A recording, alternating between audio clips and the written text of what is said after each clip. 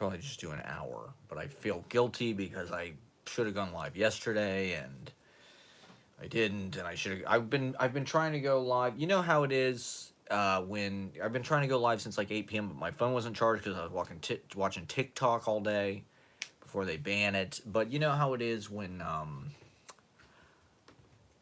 you start making a playlist.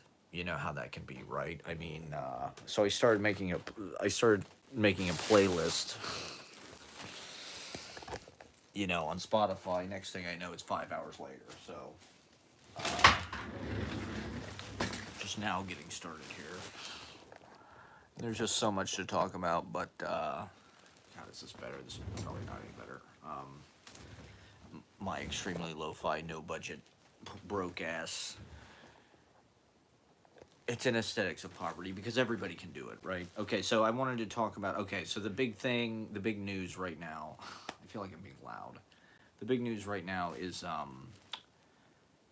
these women are getting slapped or punched. It's not even slapped; they're getting punched all over New York. There's all these TikTok videos where women are posting. They were just punched, and so what I want to talk about is kind of like the moment that we're in, the tendency to look for causality with everything. Like with these women getting punched kind of randomly on the street, and just with everything that happens in the news, like this this ship that just hit the bridge in Baltimore, right? No one can accept that it's just an accident or it's just kind of a random occurrence or something. They have to look into it and try to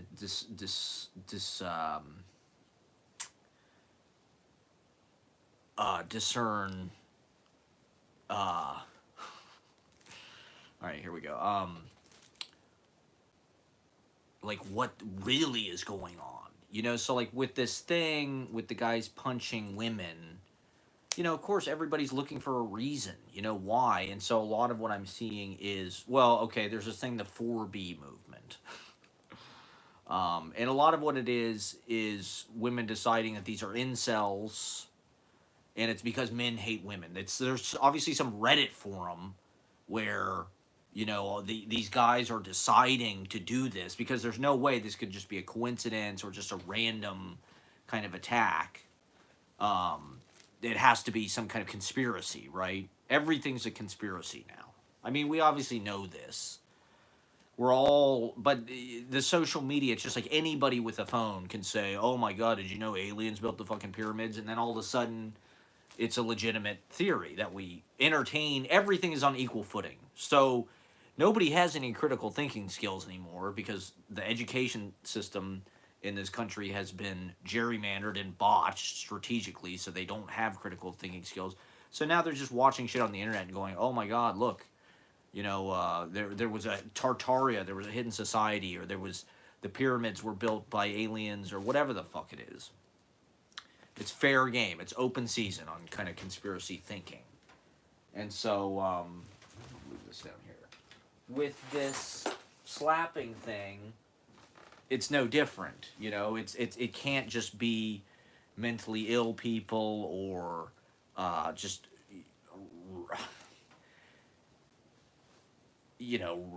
okay, so probably the most intelligent take I saw on this, the most sane take that I saw on this, because like I said, everybody wants to jump to conclusions and jump to an explanation and a reason. And so, it's just one of these things that it's like, it's just deepening the divide between the genders, okay? So the most reasonable explanation I heard of this was this, and it was from a woman who'd lived in New York since the 90s or something. I think she said she lived here since 1996. She said this happens every year, right? This happened to her in the 90s. It's just the difference is now we have TikTok. Now it's like people, and to be honest, I do think that that's the difference. Like, New York is a crazy place. She said when the weather gets warm in the springtime, this happens every year. And to be honest, like, New York is a crazy fucking place. It's, the last 20 years have been the exception. New York for most of its history has been a crime-ridden, fucking crazy, kind of martial law almost. It was kind of unpoliced. It was a haven for outcasts, criminals. It's only the last 20 years that it's been this super gentrified, kind of safe, boring Nashville, Taylor Swift, New York, Houston on the Hudson. And so, I'm not saying that this is good. I'm not condoning this or anything, but like we're seeing this all over the place. We're seeing people just acting out, pushing people onto the train tracks, people getting shot, people getting stabbed. And it's like the thing with the social media, right? And the new kind of constant influx of information and is it's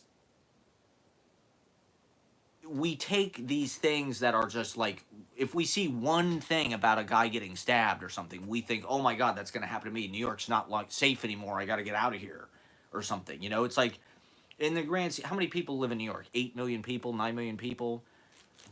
In the grand scheme of things, how many people got punched? I think something like 10 people or something, maybe 20 people. I'm not saying I'm not supporting that, but to jump to a conclusion about it's incels, it's all men are trash. Okay, so now there's this thing called the 4B movement, and maybe this is just a TikTok thing, maybe this is just a social media thing. Supposedly they're doing this in South Korea, and it's sort of like a modern Lysistrata. And this is what I'm seeing in a lot of the comments, women going, fuck these men, they're punching us in the head. These incels on Reddit are, there's no way this is just a coincidence. There's no way, it's like this has to be some kind of like online movement or something where men are just like punching women because they hate women and they're not getting laid and they can't get any women and blah blah blah. And it's like the guy that did it supposedly is 5'10". I know because a lot of women have referred specifically to his height. He's no taller than 5'10". He's a black guy. He's got dreads. Is this guy an incel on a Reddit forum? The other conspiracy theory I heard was the CIA is paying these people, or Reddit guys are paying these guys. Because supposedly one of the guys apologized before he did it. Supposedly one of the guys said sorry and then punched the woman. And to be honest, it's horrible. Some of these injuries these women have gotten are really terrible. And, no woman should have to walk in fear of that. And to be honest, like, that is a kind of male privilege. I mean, somebody like this probably is more likely to go after a woman because they're looked on as vulnerable. They're looked on as, whereas, a man, it's like they might not attack a man because they might think the man's going to fight back, whatever. And so, my sympathy is with, these victims, but also, I don't feel like this should be used as an excuse to beat up on men and just pour more manure on how men are trash and blah, blah, blah. And so, okay, there's this 4B movement. I don't know what the fuck it stands for, but basically it says, don't have sex with men. I forget what the B's are. Don't give birth. This is another big issue right now, is this sort of population. What the fuck is going on? Population is crashing. There's some kind of sort of weird, I don't know.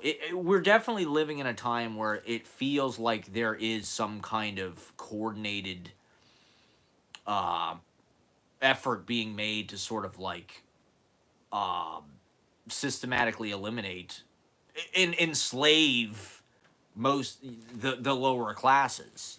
This thing where rent is going up, you can't buy anything. Now it's like it just flipped. The scale just flipped where it's now cheaper to rent in all the 50 major metro areas than it is to buy, right? So it's like there does seem to be this kind of systemic shift that we are not in on. It's sort of being done to us where it's like they raise the prices of everything. I don't know. They're not hiring. They're automating everything. And part of it seems to be this gender kind of division. I watched this video about the black kind of family unit, and it was saying that in the 70s and 80s, if you look at the history of this country, there is like the family unit is intact amongst African American people up until about the 70s or 80s. And then there's this kind of systematic effort to put people on welfare. That's when there was kind of the drug war or whatever. And there are theories, some conspiracy theories are true. And I do think that there has been an effort to sort of destroy the nuclear family, get people reliant on the system, the government, whatever, remove the father from the home. That's kind of what this video was about, right? We see a lot of, 70s, 80s, 90s, whatever.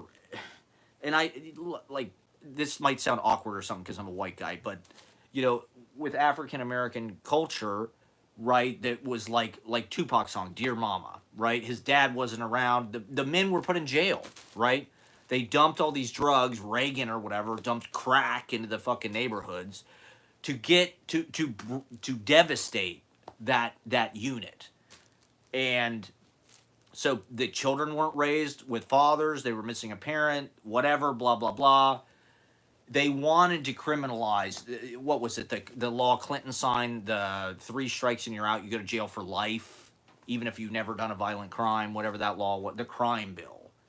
And so, like, it does seem like there was a strategic effort to sort of just like destroy that unity, destroy, what's more nurturing and important to us, right, than sort of the family.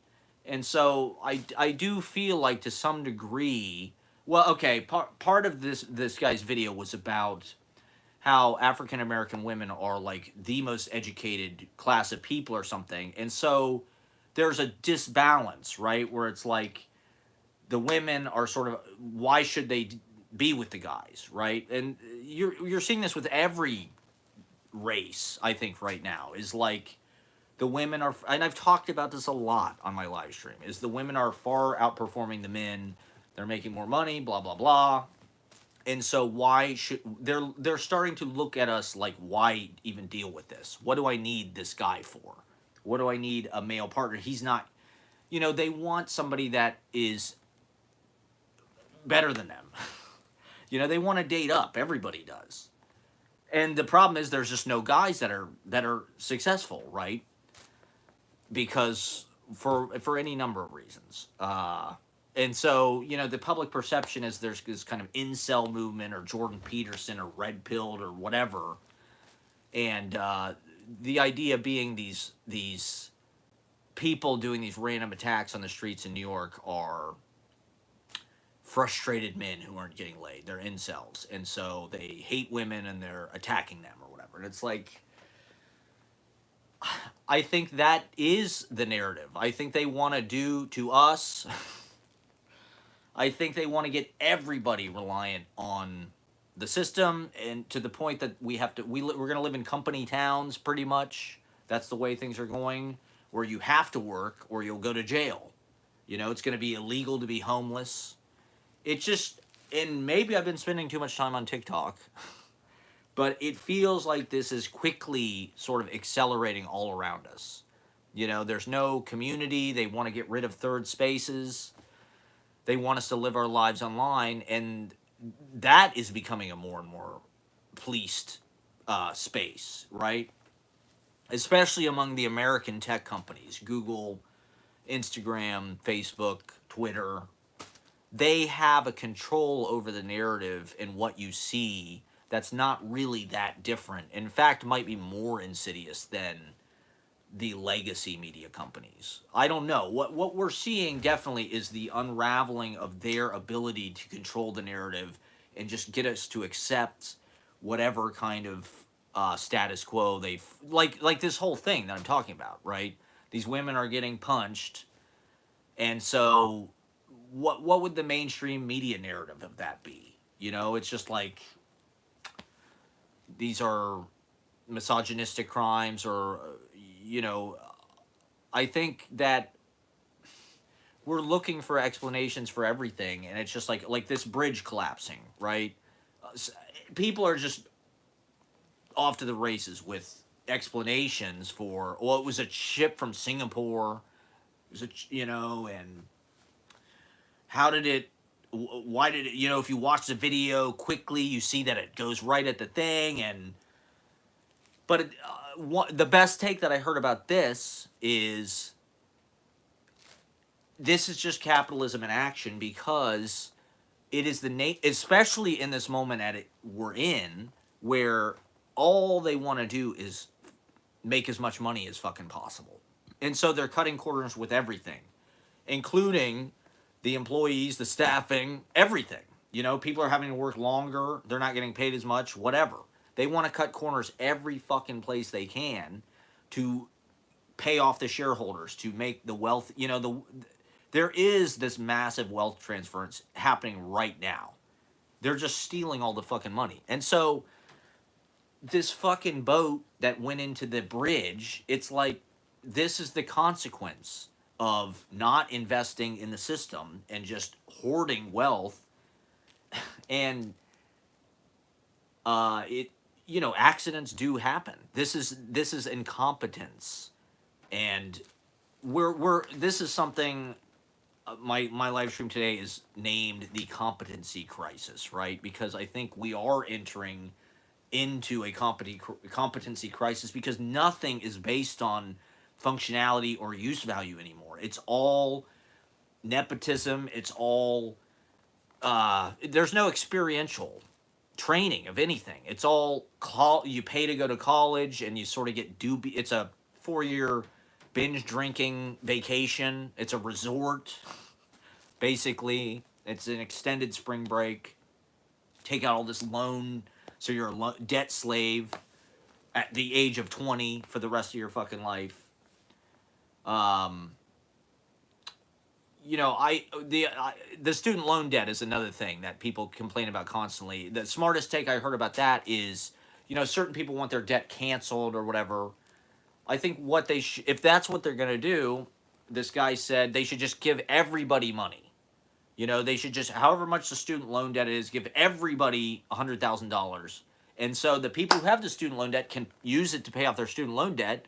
And the rest, when I was 18 years old, I knew that I didn't want to get in fucking $40,000 of debt. If you're going to go to college, you should probably be fucking smart enough to see that maybe I don't want to sign up for a fucking loan at federal whatever interest rate, and that I never fucking that will never be absolved. And so I had the foresight to not get into that fucking trap. I should get some goddamn money. If they're going to get money, I should get some goddamn money. Because I didn't have fun in college. Okay? I didn't go away to a dorm and just fucking have a bunch of credit card debt and go on spring break and shit. I lived with my parents till I was 24. And so the idea of canceling a bunch of fucking privileged brats who went to fucking grad school or whatever, student loan debt, I better get some goddamn money too. Okay? That's all I'm saying. So yeah, we're in a competency crisis. Everything is DEI. I don't think that's why. I mean, we have. Okay, so what is it? BlackRock and Vanguard, they manage like $10 trillion in assets. What that is privatization in action. These guys want to privatize everything. That has got to go somewhere. The government is not going to do what those people do. And so that's privatization. BlackRock, Vanguard, they step in and they do the shit. That's what these guys want. They want to get rid of anything that serves the people, basically, and that's like socialism. And I don't know. It just feels like there could potentially be a movement or some blowback and some solidarity amongst people to fight back against this. But it also feels like as we are conferring about this on the internet and getting more and more incensed about it and figuring out what the fuck is going on, right? P. Diddy got busted. Dan Schneider got busted. These fucking scumbags who are gatekeepers are going down because of their satanic pedophile, whatever the fuck it is they're into. Whatever crazy shit they're into. And so there is like this moment of reckoning happening where like the veil is sort of being pulled away, because we have lived at this point in history where like we kind of just had to accept what fucking the leaders or whatever, the people in power, told us was the narrative. And now it's like there's this panopticon, this panoply of We're all conferring, point of view. There's eyewitness accounts of everything, and you can make up your own mind. I mean, I probably watched 40 or 50 different videos about this slapping thing, right? And so you hear all this conjecture about who, people are trying to figure out what the fuck is going on. Oh, I think it's this, that, and you can sort of, it's more like a, maybe there isn't one objective, like, thing that's being laid down, but it's kind of better because you're almost getting like a gradient of, it's like a Rashomon, right? It's like you're getting all these different firsthand accounts of something, or hearsay, or opinions. Smart people from anywhere could come into your feed, and these U.S. tech companies. I've complained about it nonstop on here because I'm so fucking shadow banned, and not that I'm necessarily like the most articulate, fucking like effective live streamer. I'm clearly not, because no one watches me. But I also feel like these apps are like, YouTube is super right wing. There's definitely money in that. There's definitely right wing people paying YouTube to put fucking Jordan Peterson videos and fucking wrestling videos. There's got to be a billion fucking videos on YouTube. Why is it everything I see is like poisonous, masculine, like bitter Bill Maher? Show me some more fucking Bill Maher shit. It's like, there's a billion goddamn videos on, that's the glory of TikTok. Is they actually, it seems like they are using the app to try to help as many people as possible. They're trying to educate people, they're trying to spread knowledge, and they're trying to teach us why our fucking country, why we're so unhappy. I think that's the really scary part. If you look at Gen Z, everybody's hopeless. I mean, does anybody feel optimistic? Is anybody winning? Even Hollywood. This is a really interesting. This is a part of it too. This is Pluto and Aquarius completely. This is the revolution and systems falling and new things coming in. But I mean, look at Hollywood. Look at all these actors doing fucking commercials and shit. I saw Jason Sudeikis on a Taco Bell commercial. It's like they need money. I heard there's only 5 pilots this pilot season. There's usually like hundreds of pilots. This year there was 5. And so you see all these actors just trying to fucking get paid any way they can, and it's like, it's over. I think it's over. I mean, especially with the AI thing. They tried their best to do the strike and do what was right, but when you're dealing with these kind of people like Robert Iger, or who's the guy, Zaslav, these kind of venture capitalists, hostile takeover. They're all these Jack Welch Reaganites, where like they don't care. They will fire everybody. Like, they do not fucking care. That's who these guys are. That's who the executive class in this country is. That's why they get hired. They are the alpha wolf white males that we should kill. If we're going to get a fucking guillotine, start with Bob Iger, Bob Zaslav, all of those fucking people. All of these CEOs. Stephen A. Schwartzman. The fucking main library on 42nd Street and 5th Avenue with the lions, the iconic New York library, is now called the Stephen A. Schwartzman Library. I don't fucking think so. This guy's the CEO of BlackRock or whatever. I will never. Naming rights are bullshit, okay?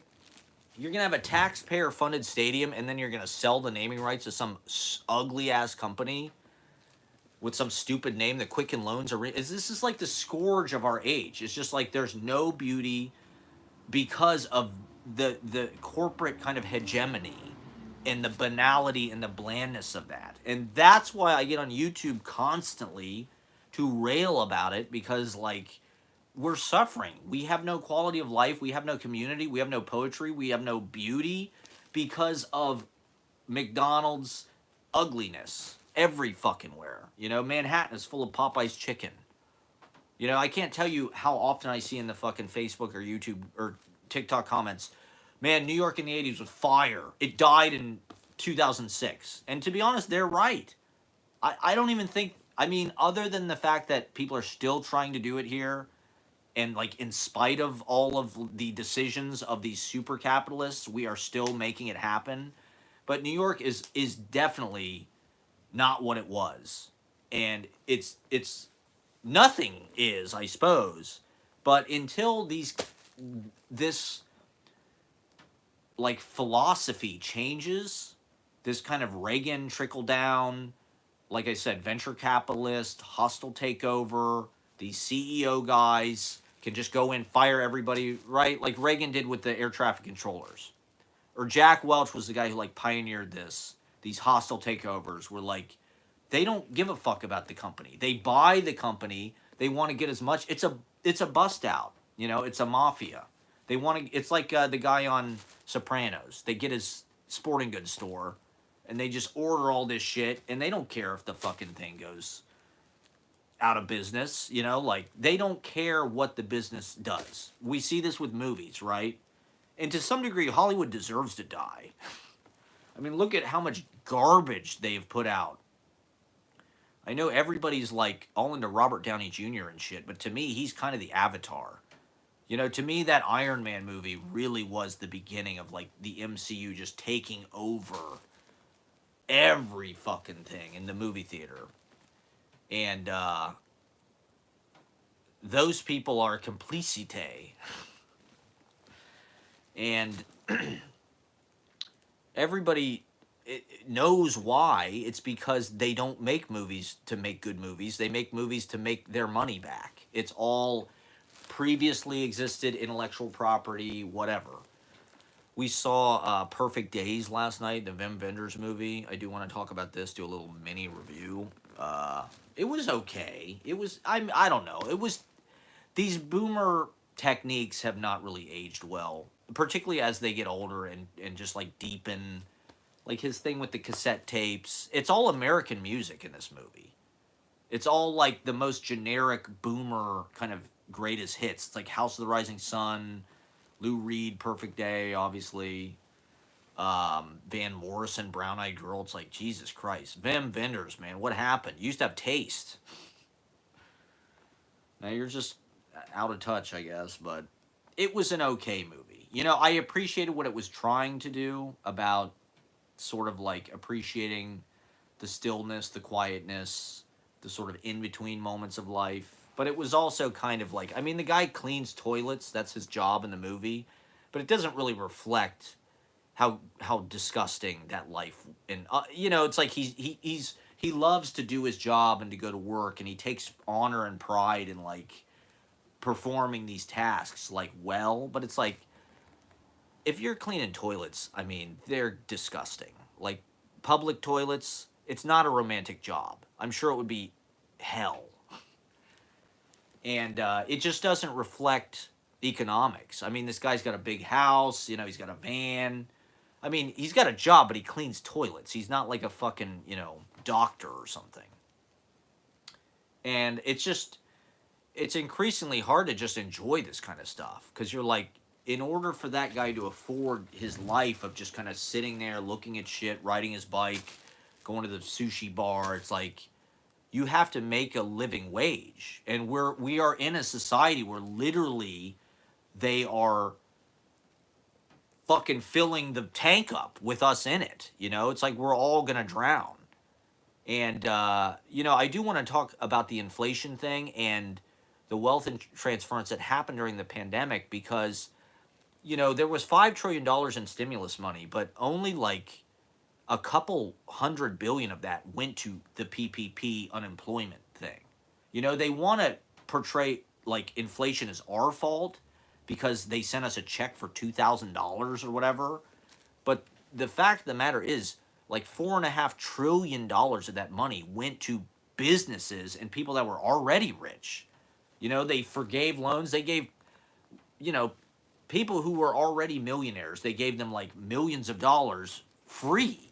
That's way more than we got, right? And so I think what we're seeing is they have all that liquidity, they have all that cash. It went right back into the fucking home market to inflate that private equity. They had all this fucking money, from just like, hey, here's $4.5 trillion to the people that already own everything, the business owners, the wealthy people, whatever. Well, they got to maintain their standard of living, so they need an allowance too. If everybody's going to get money, they deserve more money. And so it's like we didn't actually get that much money, and whatever money we had, we put back into the economy. We went to restaurants, we traveled. I mean, people were ready to do shit after the lockdown, right? Everybody had 20 grand. They either bought a house or they fucking spent it on themselves, whatever. Um, these businesses, these private equity people, like they just pumped it back into the stock market to artificially inflate companies that are garbage and to create hype around the ideas that they want to create hype around. We have an economy that's mostly based on speculation. There's no value being created. They don't even care. You don't need to create anything. That's what's so weird about this moment that we're in, is like we are constantly lectured and told you have to create value. If you want people to engage with what you're doing online or whatever you're doing, you have to bring value, you have to create value. And yet, the richest people in our society create no value. All they do is take our money and gamble with it and trick each other into thinking that it's worth more than it is through usury and basically like manipulation. And that's the economy. That's the market. These things matter. They really matter right now. I'd love to talk about anything else, I guess, but we are reaching like an inflection point. There is a lot of people online are talking about a black swan event. A black swan event, I guess, being like a 9/11, some kind of, maybe it's a false flag, but maybe it's a terrorist attack, like this fucking terrorist attack in Russia. That was insane. Jesus Christ, you want to talk about dark? Holy shit. But so because it's an election year, right? A lot of people are saying, "Oh, they don't want it. There's not even going to be an election. There's going to be a black swan event, and the Democrats are going to steal it again. They're going to just, postpone the election or whatever." The scariest thing I've seen, supposedly, the one of the consequences of global warming is like the Atlantic turbine is going to just like stop. They said this could happen as early as this year or next year. Because a lot of people are wondering, like, how is the world going to end? Is it going to be a long, slow, gradual? I think we're all kind of expecting it to be like, a fucking movie or something. We're expecting it to just be like Judgment Day, and there's God and everything's over. But it's like, what this guy said is this Atlantic turbine could stop because of the fucking, I don't even know, the ice caps, et cetera, et cetera. Which like the jet stream that comes up the East Coast brings all this warm air, right? Brings all this warm water. That's why New York has been so fucking warm the last few years, and the whole East Coast, and getting all these hurricanes and shit, because we get that jet stream, we get that nice air coming up from the equator, the tropics, whatever. And so if the Atlantic turbine stops, all of that is going to stop. All of that warm water and warm air coming up to the North Atlantic is going to stop. They said England has the same climate as Siberia, right? So things would immediately get like winter, it'd be like a permanent winter. And so, I don't know, they said that it's possible that half the world population could die, if something like that were to happen. So who the fuck knows what is coming, but, the pandemic may have just been a preview. To be honest, the solutions that they came up with, and I think the way of life that most of us had during the pandemic, I think actually a lot of people kind of enjoyed. I think people enjoyed staying home, sorta, better than going to work and shit. I know I did.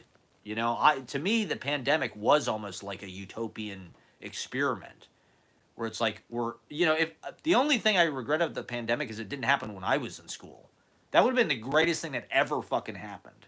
If I was like, in middle school or high school, How fucking great would it have been to just have 2 years, just like, pff, fuck school, fuck what they're trying to teach you. I don't think I would have missed anything. I think, you educate yourself. School always got in the way. I would have liked to just stay home and read, work on what I want to work on like I do now. Most of my adult life, I've been trying to avoid work. not not my own work, like I want to work on the things that I want to work on. I want to work on poetry, I want to work on my vlogs, I want to do this. I want to think about the world. I want to watch TikTok for 8 hours a day and study the whole geopolitical conspiracy that's going on with the Vatican and the solidarity and APAC and what is it, the Israel Defense League or whatever the fuck it is. This is, in a certain way, work, school, it's just to distract you from that shit. Supposedly our textbooks, McGraw-Hill, were made by Ghislaine Maxwell's dad, who was in Mossad. I don't know if this is an internet conspiracy theory, but supposedly our textbooks were created by Ghislaine Maxwell's dad, who was in Mossad, which, this is why I didn't want to learn anything in school. I didn't know that at the time, but I just felt like what they were teaching me was, first of all, they didn't need 8 hours a day, 5 days a week to teach us whatever the fuck they were trying to teach us. And second of all, what did we learn or retain from any of it? Maybe some like biology stuff, natural science stuff, maybe some math. We might use some of those skills. Most of the shit that I use in my life, I learned in programs that they would cut. That would be the first things to get cut. Like choir, art class, photography, film class, poetry, English. Those would be the first things. The humanities. Those would be the first things that people would cut. It's really scary that we are really in this moment that the AI is coming. These they already have AI robots that can build shit. Like, it's almost here. But we're not seeing the AI being used to alleviate us of having to do manual labor. All we're seeing is the AI take our jobs, and we're just left out. What the fuck are we supposed to do? Which for the CEO class really works for them. If they can get rid of us altogether, that's even better. They make more money. So our world has been hijacked, basically, by the 1% or the 0.1%. The Jay-Z's, the P. Diddy's, the Clive Davises, the Vatican, right? The real people in power don't want you to know who they are. So this other video popped up. This guy was saying, they would ask him who he thinks the most powerful people in the world, or who runs the world. And he said the Vatican. And I think there's some truth to that. The Vatican is the largest stockholder on Earth, and it's the largest landowner on Earth. And they don't pay taxes. I mean, there's a lot of anti-Semitic conspiracy theories about Jews run the world or this or that. And I do think there is truth to the idea that, like, Jewish people are visible in the media, definitely. They work in positions, entertainment industry, whatever. I don't necessarily think it's because they control everything. If anything, it seems like it's a really fucked up, unholy alliance between the Christians and the Zionists who run everything, actually. The Republicans, Christian conservatives in this country, they're weirdly in bed with Israel and they're weirdly in bed with Jewish people, but I don't think they like them. In my experience, Southern Christian conservative people, they're not necessarily the most, they're not running around with a bunch of Jewish friends and stuff, as far as I know. Maybe I'm wrong about that. They're kind of prejudiced people, And so, I heard somebody say they created Israel not so the Jews would have a homeland, but so everybody else would have a place to put them so they wouldn't live in their country, right? And, that what I mean by that is like that makes me somewhat sympathetic. I'm not saying that like what's going on with Israel is a good thing and blah blah blah, and Israel, obviously shouldn't even be there really, but there's some credence to that idea. I think that it was just like, you know what, it's and so with the Christian conservatives in this country, there is this weird alliance where like they want to fund returning people to Israel. They want to, send people on birthright, whatever. They raise money to do this. People like Pat Robertson, the 700 Club, have commercials about send us money. We're going to give it to these Jewish people so they can go back to Israel. It's like that's because these Christian conservatives think that's the prophecy. Jesus will come back, whatever. But it's also because I think they they they're anti-Semitic, and they just want to get rid of these people. I think they also want, a large reason why the United States I think is so helpful to Israel is because they want a presence there. They want a military presence there. Like they want to build this port, right? They're going to build this port to bring supplies for Gaza, which that may be true, but I'm sure there are other reasons why they want to have a port there. They probably want to have a port there for whatever the fuck it is they want to do with American imperialism. And so, we're all on the internet saying we don't want this. This is ridiculous. The United States is this imperial power. We don't want to be world police. We don't want to oppress people and overthrow governments anymore. Our country sucks. We're being worked to death. We're stressed out. We're being divided. We're being turned against each other. Everybody hates each other. Men hate women. People of different races are divided. Women hate men. Boomers hate Gen Z. Gen Z hates millennials. Whatever. Everybody's categorizing each other, blaming each other. It's these fucking boomers. And to some degree, I do think it's the boomers. But I also think it's like not accurate what people think of a lot of the people who run shit, like Biden is not a boomer. Trump is not a boomer. Like Pelosi's not a boomer. Those people are silent generation. Like we shit on the boomers for everything, but it's like, okay, my dad was born in 1952, right? The wealth gap in this country basically started in what, like 1978? It started to expand rapidly in like 1980s, when around Reagan time, 78, 80. He was only 26. So it's not like they, he didn't have he didn't buy a bunch of fucking property and shit. It's like, things started to get shitty. My mom was born in 1957. She's a boomer. She wasn't even, 20 years old hardly when things started to turn for the worse. So it's like, to say like boomers are the problem, I don't really think that's accurate. Whereas my grandparents, on the other hand, the silent generation, they owned 2 houses, they had a fucking boat. It's like they bought it for nothing. They could buy Cadillacs. It's like a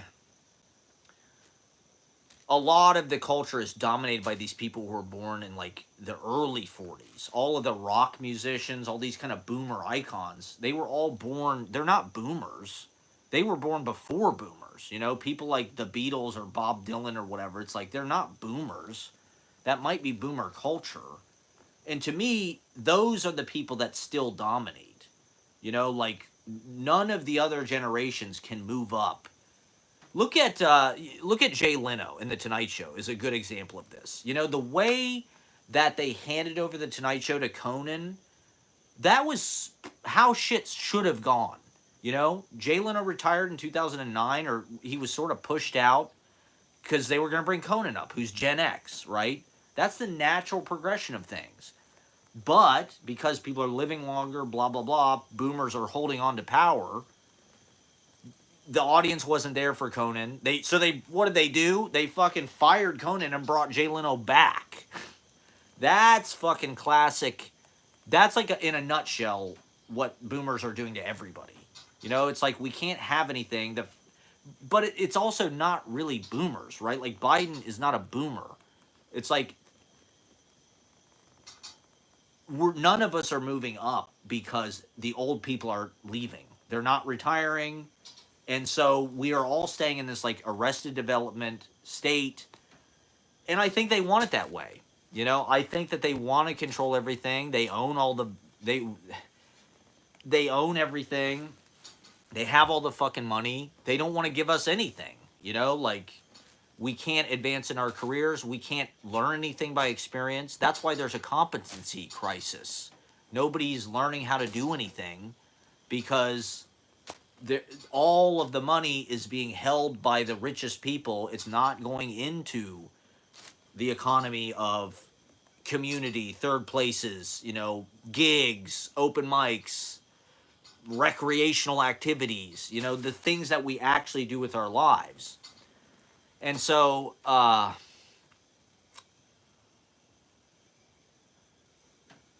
we're just seeing the quality of life just die in real time in front of us. And, uh,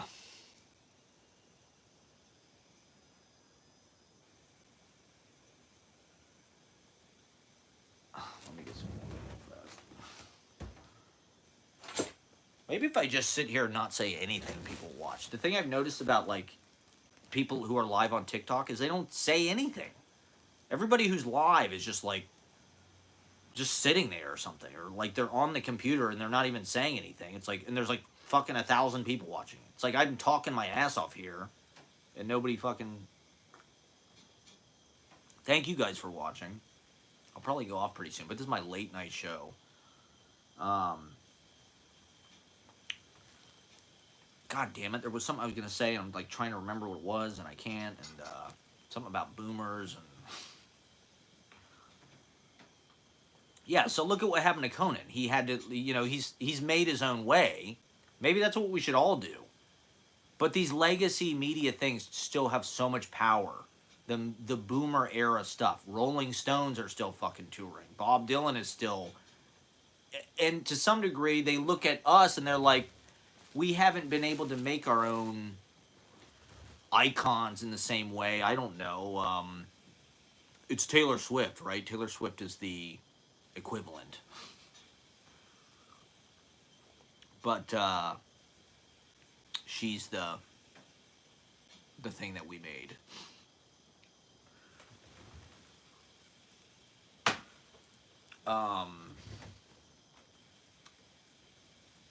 Okay, I don't. Okay, I'm not going to use anybody's specific names, but if you look at the situation at the house that I lived in Park Slope, it's kind of a good metaphor for this for what's happened to us, right?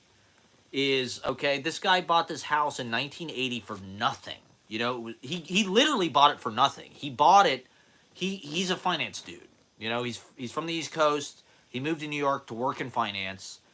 He lived, I think, in Manhattan, and so he found a deal on this. It's an entire fucking brownstone in Park Slope, right? Which at the time was not a good neighborhood, right? They said it was between Fourth and Fifth Avenue. They said Fourth Avenue was dangerous. You only go there to get tires. And so it was a bad neighborhood, but he was able to get this house without spending any money at all. Literally, he could, buy the house, sign the deed or whatever with no down payment. They'd give him the house for 2 years before he had to start making payments. So his original intention was to just get the house for free and then have it for 2 years without paying anything and then sell it. But he ended up holding on to it, for just, why not? Why not hold on to this brownstone in Park Slope that I own? It's a good investment, it's sort of in the background of his life while he's doing everything else. But the people that lived in the house before him were like a Marxist commune, basically, because it's an entire brownstone. They came to the house one night because they used to live there, so they were like looking in the window, like, we used to live here. So I talked to him for a few minutes, and it was like a commune, it was weird because Park Slope at the time, I wouldn't necessarily think people lived that far out. You know, at that point, you could probably still afford to live in Manhattan. It was like 1980, right? So to choose to do that in Park Slope has this kind of under history of all these social, like the Park Slope Food Co-op. There's kind of this socialistic kind of, because that's what the neighborhood was, right? And so it was all the, it was like a commune. And then this guy buys it, who's a banker, and kicks them out of the house. He doesn't even live with it. He said he cleaned it or whatever. He'd barely even been in the house ever, right? He went in like a few times to clean it, right? And then he just sort of forgot about it. He kept it as a rental property. And for like, years and years and years and years, not even, he lived in Philadelphia. And then his daughter went to NYU. She wanted to go to NYU because everybody our age wanted to go to New York. Because New York was the big famous celebrity maker. There was so much in the 20th century. New York had dominance over the bottleneck of what we saw. All of the messaging came out of New York. All the TV stations, the major networks, Madison Avenue, whatever it is. New York was gate kept. It was a bottleneck, and so you had to be here, right? And it was famous, right? Bowie, Lou Reed. It was fun. It was great. It was a real place. It was a village. It was a venue, and it was full of competence. It was kind of a meritocracy. You came to New York and you had talent, or you didn't have talent. That doesn't matter as much anymore. It's not really about talent, and you can't even get here unless you're already rich anymore. And so there goes 90% of the talented people right there. So it's like you got to be rich and talented. And if in that case, you're probably already a fucking Nepo baby. So you're doing fine. Your dad's probably a producer on CSI. You probably got some kind of small role and you're good. But for the rest of us, we're out here bitching on YouTube, trying to slug it out in the survival of the fittest competition that is our fucking engineered. They engineered all of this, The powers that be decided they wanted us all to compete with each other. That was economics. It's all, you got to earn, you got to provide value. It's all bullshit. So anyway, and it's people like this that are making these rules for us. And so at that time, when his daughter decided to go to NYU, they were renting, I think, the entire house out for like $2,000 or something. They like I said, the guy hadn't even been there in 20 fucking years, because the perception for people my dad's age and this guy's age, boomers, their perception of New York is like it's Death Wish or something. Like it's like the worst place on earth. They think it's like hellhole, crime-ridden. So, it really only came out of that in for our generation, right? The millennials, we knew that the suburban car culture that we grew up with was dog shit and totally dehumanizing and automating and desensitizing.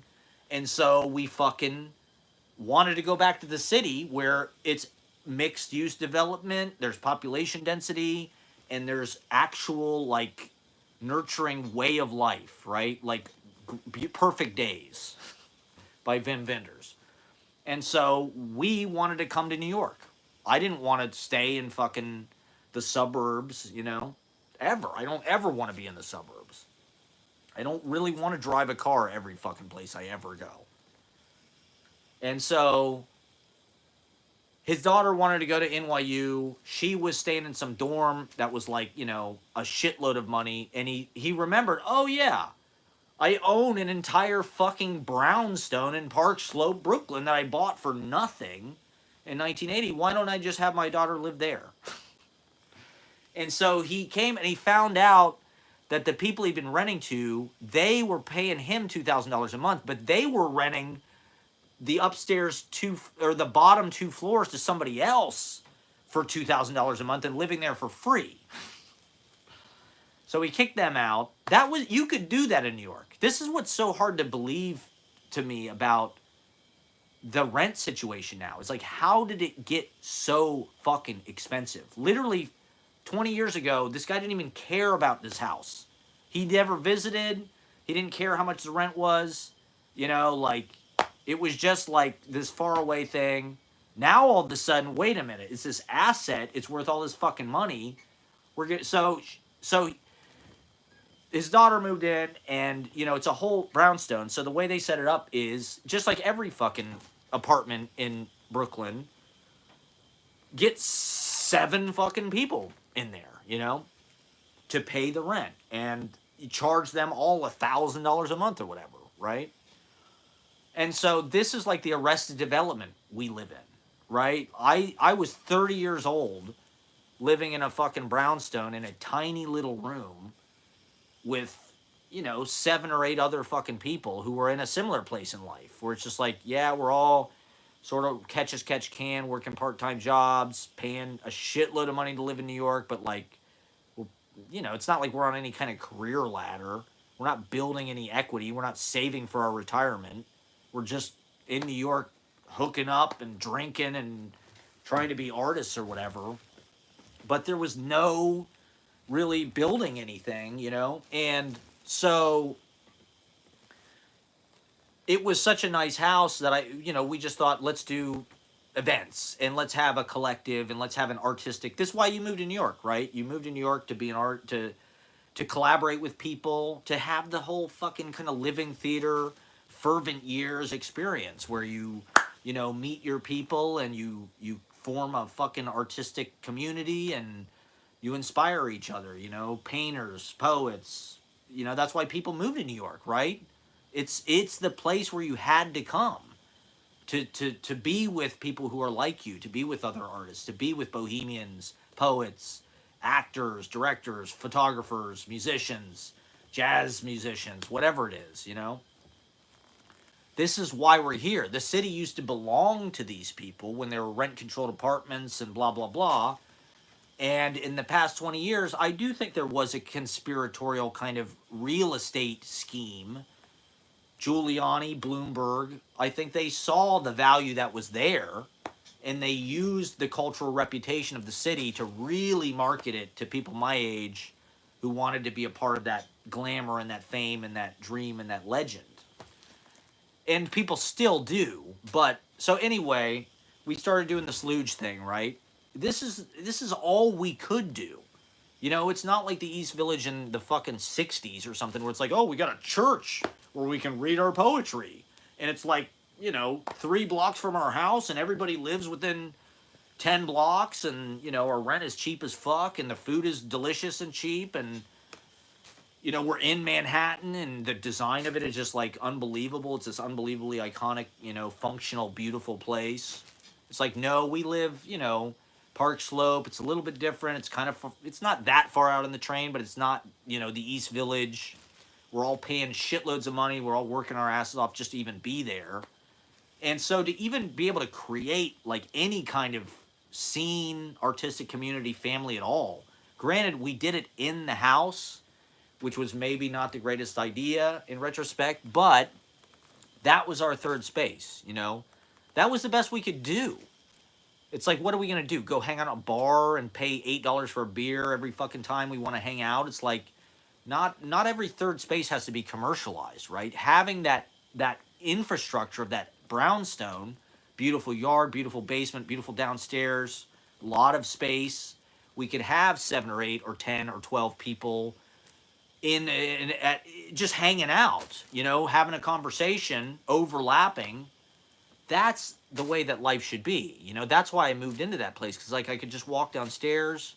There'd be Peter or Matthias or Sarah Peters or Ryan Huntley or Vidicor or Ross or maybe Matt. Who was that guy? That hilarious guy. I can't remember his name right now. You were always meeting interesting people, right? And you had downtime to hang out, get to know people. That's how friendships and bonds are really made, right? Is in the space between. I mean, you make friends at work and stuff, but like the beauty of New York and the fantasy and the romance and the kind of nostalgic period that I'm nostalgic for is the period in New York where everything was cheap and people had all of their time to theirself. I saw this video with RuPaul talking about in the 80s, New York was magic. because you go to the Pyramid Club or you'd run into your friends on St. You'd go out your door and life would be there. Your life would just happen. And now it's not really like that because everybody is so scheduled. Everybody's going to work and, there's work to death. Yesterday, I was in the library, Jefferson Market Library, just hanging out, and I ran into this guy from the open mic, Nate. Shout out to Nate. We said hi or whatever, and then I ran back into him downstairs again, and we started talking. We started hitting it off a little bit, and I said, oh, and I remembered there was this poetry open mic at Music Inn. So I was like, oh, why don't we go to this, and so we went. Just like that. I just ran into him, we started talking, and we went to the open mic. That is what New York is for. It's 8 million people crushed into this small surface area, so you run into each other, you collide, you can't help it. You can't help but see people on the street start hanging out. Hey, let's go do this. Well, oh no, that's the machine. That's the lives that these people had when they had a fucking rent-controlled apartment in the 70s that cost $200 a month, and you could just leave your apartment for 5 days and it didn't even fucking matter because you knew it would be there when you get back. And you're just living your life, right? Now they don't really want us to live. They want us to work, right? And have no say in the matter because we acted up. We've complained about the capitalism. We complained about Israel. We're not behaving the way they expect us to behave, and so they have to punish us. They're trying to bring the hammer down on us and enslave us basically by making it illegal to do anything but work for them. They don't want us to have this life. They don't want bohemians out there, right? Unless you're already rich. Unless you're a trust fund kid, then do whatever the fuck you want. Go have your weird... So anyway, you're already fucked if you're a trust fund kid. Because you just have had no resistance. You haven't had to work for anything. So we have a crisis of competence because New York is full of people who are already privileged. Nepo babies, trust fund kids. And there's no resistance. It's a bubble. They all enforce their own opinions about wokeness or whatever the fuck it is. And they serve each other and they uphold each other's whatever, sensitivity or whatever. But they're not actually engaging with the fucking struggle and what it means to be poor or working class or anything, and how to actually make things, that function and serve a purpose. It's just like you're already rich. You don't have to serve a purpose. You just come and just go to restaurants and have $30 cocktails. And so it sucks. It's not interesting. It's getting less interesting. There's still amazing people here, but the texture of the city is getting more and more basic and it's too tailored out. It just looks like Taylor Swift's ugly clothes. Why does she wear such ugly clothes on stage? That's what I want to know. Why does Taylor Swift wear these horrendous stage outfits? She could wear anything.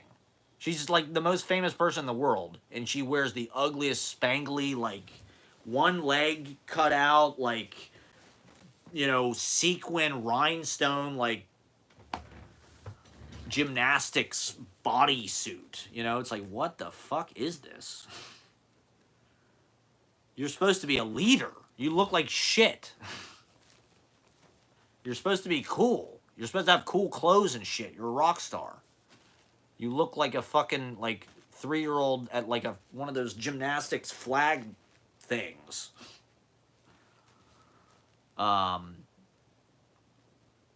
Anyway.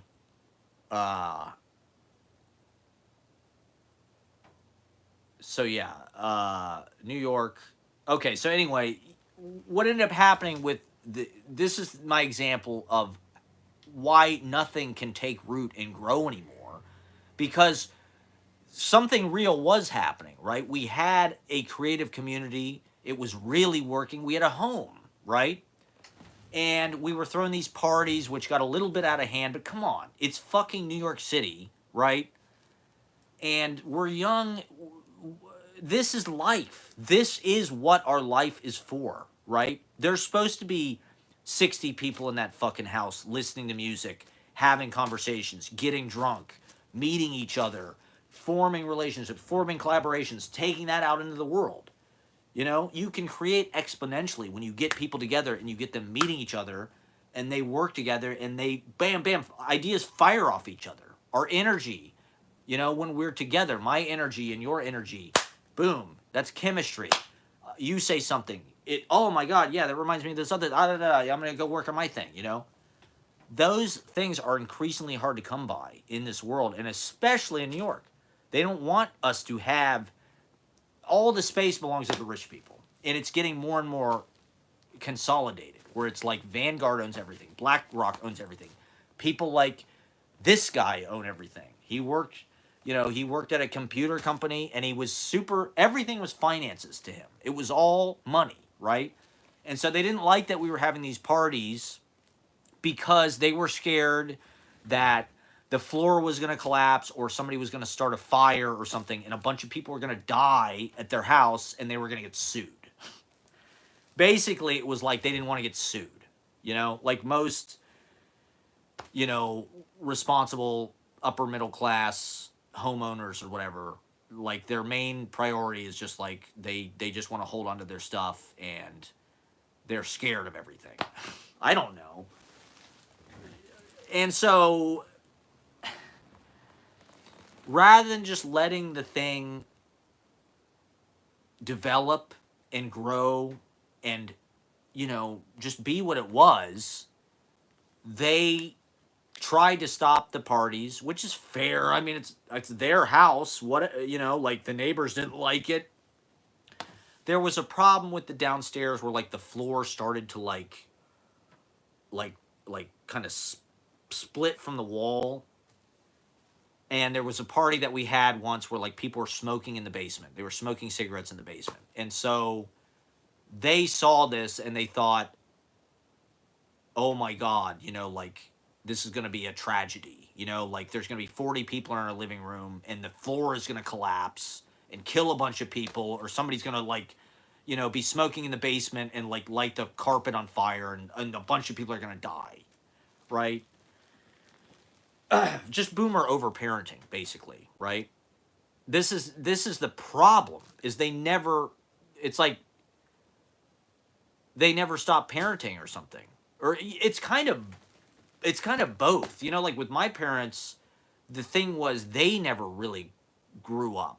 I mean, don't get me wrong, like my dad was very good about raising us and teaching us things and was very responsible and stuff, but it's like my dad's a bass player and my mom is just like, you know, she likes to drink and go to gigs and stuff. It's like, to some degree, they were not like my grandparents were. Like, you know, my grandpa's like this super classy guy.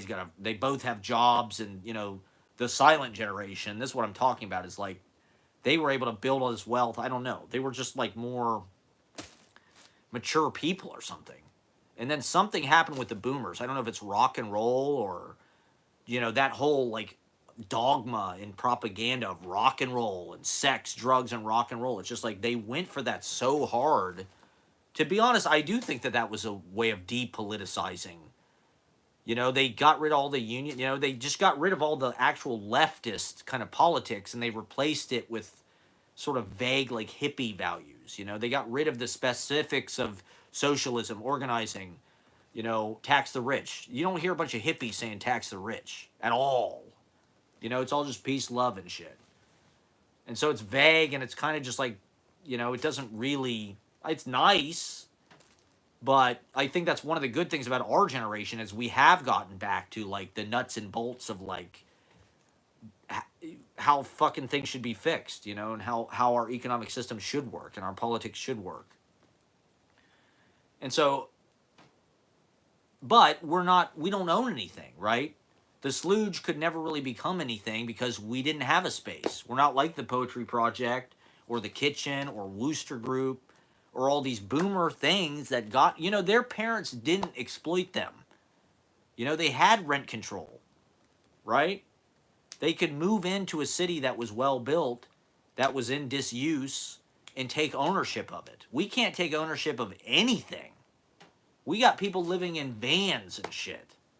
And probably more people are going to be living in vans. Um,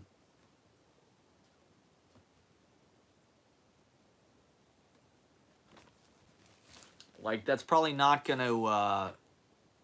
It seems like it's just going to get worse, actually. Even though all these people on the internet are talking about it, learning about it, conferring with each other about it, it just doesn't feel like there is like a solidarity or a real uprising. There's no general strike. There's, people are still paying their rent. They're still going to their jobs. It's like, why? You're out of your mind.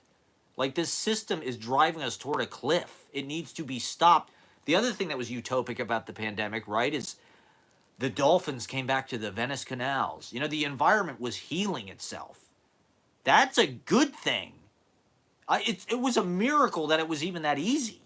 Just stop everything. Stop all of the stupid, needless production and consumption of the human race. It's all bullshit for the most part, right? The real value in the real moments that we share are things that they cannot sell us. Being with our family, being with our friends, being in a room, sharing songs, poems, entertaining each other. These are the things that they can't sell us. They can sell us Mick Jagger. They can sell us product, God entertainers. They want us to stay in that mode. They want us to stay passive with no agency, just all worshiping and doing what they say. And so if you create something where people are actually forming a community, it's like we barely had that in our lives. And in New York especially, it's like it can be an isolating place. It can be an alienating place if you don't know how to get in, If you don't have a doorway. So much of New York is gate kept now. And to be honest, it's just less interesting to be a part of. Why even be a part of any of it? It's all exclusionary spaces that don't want you there. And they're not doing interesting work anyway for the most part because they're not letting anybody in but on merit. They're letting it's all gate kept and people already who have privilege are getting positions that they aren't any good at. And so what ended up happening with the Slooge, right, is they renovated the whole fucking kitchen, which was basically, it's what these guys always do. They see a movement happening, they see a community happening, and they have to get rid of it. I think really what they were worried about, and I didn't realize this at the time because it was really right before Trump, and it was right before political discourse really amped up. But I think what they were afraid of is that we were going to organize and that we were going to stop paying our rent. Because to be honest, it was an illegal living situation. They were not allowed to have all of these people living. It's a single family home. You can't legally have all these different leases to individual people. They would have had to have done things to bring it to code to do that. They would have had to put a kitchen on the second floor or something and put in more, locks and blah, blah, blah to make it legal to be that kind of residence, to charge that, which they did not do. So I think they were afraid that they were gonna be found out. These parties are loud, the cops show up or whatever. They were paranoid that the cops were gonna find out what they were doing and kick everybody out, basically, which is fair, but it never happened. You know what I mean? The cops didn't give a fuck. No one ever, said anything about it. But I think that they were worried that we would organize in the house and just stop paying rent. Because the fact of the matter is, in New York, it's really hard to get people out of a property. If you want to evict somebody, it's like almost impossible. And so, we we literally could have just stopped paying rent at that house. And they couldn't have done anything because We had all lived there longer than 30 days, so we were legal residents, but it was an illegal situation, so we didn't really have to pay rent, to be honest. If we wanted to make their life a nightmare, we really could have. You know, we could have, but that wasn't even on the fucking radar. It never even occurred. Well, it occurred to me a little bit to be like, you know, maybe we should just stop paying our rent or something. Because, okay, they did this renovation on the kitchen because the floor was falling through, supposedly. Which, I don't know. I didn't never saw it. It didn't seem that bad to me. And the renovation was horrible. Like all of these renovations, they had no taste. They ruined a beautiful space, right? Because this is what happens when boomer finance people are in control of everything. They're not like us. They're not sensitive artist bohemians who know how to live. All they know how to do is make money and buy things. And that's what this guy did. You know, he didn't really, I mean, he had an appreciation for us as like creatives, and he was a nice guy, don't get me wrong. Like he definitely was like a liberal. He was definitely like, you know, on our side about a lot of things, but he was also a capitalist. I know because he sent us an email, right? So it was gangster. They just brought this fucking renovation in like one day without us even knowing it. I mean, we live in this fucking house, and all of a sudden our kitchen is destroyed, and they're drilling all fucking day. There's dust, you know, coming up through the house. So it was really like underhanded, you know. It was, that's the playbook of these people. You know, this is what they do. This is what they did at Occupy Wall Street. You know, Bloomberg, one day he sent in the cops to, they just wanted to clean the place. And they, you know, they bulldozed the whole encampment to just clean it. You know, it was just like they made some new rule. You can't stay in the park overnight. You can come during the day, but you have to go home at night. It's like they knew what they were doing. They knew as soon as they pulled the roots out of the thing, it was going to die. And that's exactly what happened with the sludge. It was like that space was the community, and when they renovated it, it just had no soul, and it scurried the action. You know, it took this core of people and just broke it. No one was talking to each other for a month and a half, 2 months. You know, everybody's got dust, and we're all miserable because they're making all this fucking noise.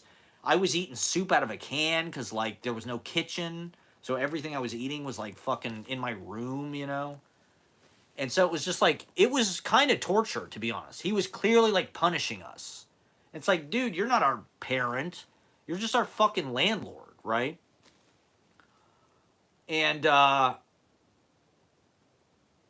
then, so he sends us an email in March after the renovation had been done, and he's like, I need an extra $150 from each of you because our electricity bill was so big last year that, you know, we need to charge you more. Which, at that point, he's just being a dick. You know, it's like we had spent the last month, like, completely inconvenienced because there was a renovation happening. Who knows, like, what this dust was doing to us. And now he's going to charge us more fucking money. That was the point where we should have organized and been like, fuck you. In fact, I think I did go to some people in the house and was like, I'm not paying this. But I just couldn't get other people to get on board with me. You know, if we would have organized against it, he literally sent us an email where he's like, I'm a capitalist, and I believe in getting the most money for my things that I can. And it's like, dude, you didn't even care about this fucking house until really Brooklyn was a pretty sleepy place until about 2013 or so. And then everything suddenly was super valuable, at least in Park Slope.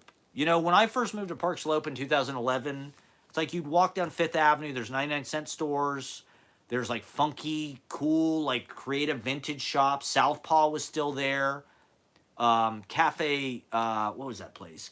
Cause Cafe was really interesting. Funky. You know, Park Slope was still funky. It had that kind of alt comedy, the Park Slope Tea Lounge. And look at it now. Now it's like these condo buildings for just like terminally professional millennials. trust fund kids, just super type A people. I don't know, but they're like New Yorkers, so they think they're creative. They're into like Jack. What's that? Who's that? Jack. Um, who's the guy in Bleachers? Whoever the fuck that guy is. There, everything in New York just reminds me of like that and those people, like Vampire Weekend. It's all just like these fucking rich cocksuckers who went to Columbia and now they live in Gowanus, or they went to NYU or something, and they work for Palantir. Everybody's a sellout here. You have to be, because you can't afford it any other way. So everybody works some job that they just don't even care about the ethics of, you know? Um, Finance or whatever the fuck it is. They just want to make as much money as possible. Just like this guy. He literally told us he's a capitalist. He wants to make as much money off of us as possible, right? And so they ambuscaded the whole collective. They renovated the downstairs to make it look like some ugly ass fucking bank lobby. It basically was like, it was a gentrification. They gentrified our living room. Like, we were the artists. We moved in. When I started doing shit at the Slooge, literally no one would even go downstairs. No one used the backyard. There was all this furniture that it was just like a storehouse. The kitchen, the whole downstairs, nobody went in the basement really at all. And so, you know, if that had happened in the 60s or something, if we had created that in the 50s, maybe it would have had a life. Maybe we could have sustained it, you know, because we may have been able to find a space and there may have been some kind of financial longevity. You know, the reason why there's all these poets, the reason why there is a fucking New York school is because of rent controlled apartments. Because people could have rent where they didn't have to work hardly at all for the foreseeable future. You know, you were never going to get kicked out hardly. And so you could have a whole life as an artist and sustain things, sustain a whole community. That opportunity is not there for us. This is why I talk about this shit and why I'm so fixated on that era, because we can't have a nurturing, fruitful life because every fucking room costs $1,300 a month. And you can't just pay $1,300 a month in like your spare time.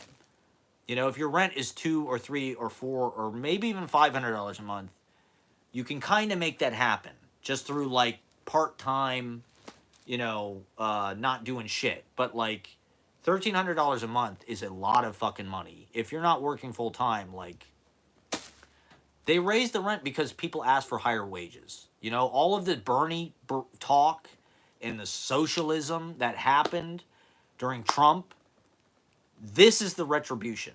Inflation, raising the prices of everything, buying everything. This is the owners of our society saying, wait a minute, these fucking people are waking up. They're talking about they want to get paid $20 an hour. They're raising the minimum wage. Fuck them. If, you know, they doubled down, right? Even with the inflation, they're making record profits. They know what the fuck they're doing. They want to make all the fucking money they can, right? They don't give a fuck about providing us. McDonald's costs $16 now. It's like they have made a decision to punish us because we asked for more money. They raised the wages to $20 an hour, so they're going to raise every fucking thing else just because we are trying to be socialists. You know, I really think that that's what's happening. I think that the capitalists 1% or 0.1% really is saying like we have to shut this down. Not in this fucking country. You know, think about the Red Scare, right? There was an entire systematic effort in this fucking country to get rid of anybody who was a communist in the government and everywhere. Like, that legacy remains, right? They purged the fucking government of any kind of socialism. Like, legally. They had fucking hearings and shit. They blacklisted people. You know, they will do whatever they have to do in this country to keep it capitalistic, right? They've done it before. This is one reason why these sentiments were so buried, because it was literally like your life would be fucking ruined if you were a communist, 70 years ago. And that is kind of nuts to think about, actually, because if we had had those people in the government, we would probably have a more balanced country, right? In a more economically fair country, rather than what we have, which is like massive wealth inequality and super capitalism. America is a great place if you just want to rip every fucking buddy off you can. And not even, let's privatize every goddamn thing. That's what these people think the answer is. They think the answer is more privatization. And that is really scary. I heard something the other day about 10% more old people die in nursing homes owned by private equity because they don't care. They don't buy it because they want to do a good job. They buy it to strip mine it. They want to make as much profit out of it as possible while cutting as many corners as possible and save. That's their business model. Let's get the government to subsidize us. And, like we're seeing with these hotels and the immigrant thing, is it's like, let's get the government to pay us a flat rate and then we'll figure out how to do it cheaply and pocket the rest. That is not how things should be done. Not everything is a fucking business. In fact, nothing is a business, actually. I don't think anything should be a business. Everything should be functional. Things should be designed to make people have as happy and creative, or I don't know, what's the standard? What kind of life, people should be able to get as much out of their life as possible, meaning just like living it, having moments with other people, having experiences, traveling, learning. It's like the work culture in this country is just so berserk. And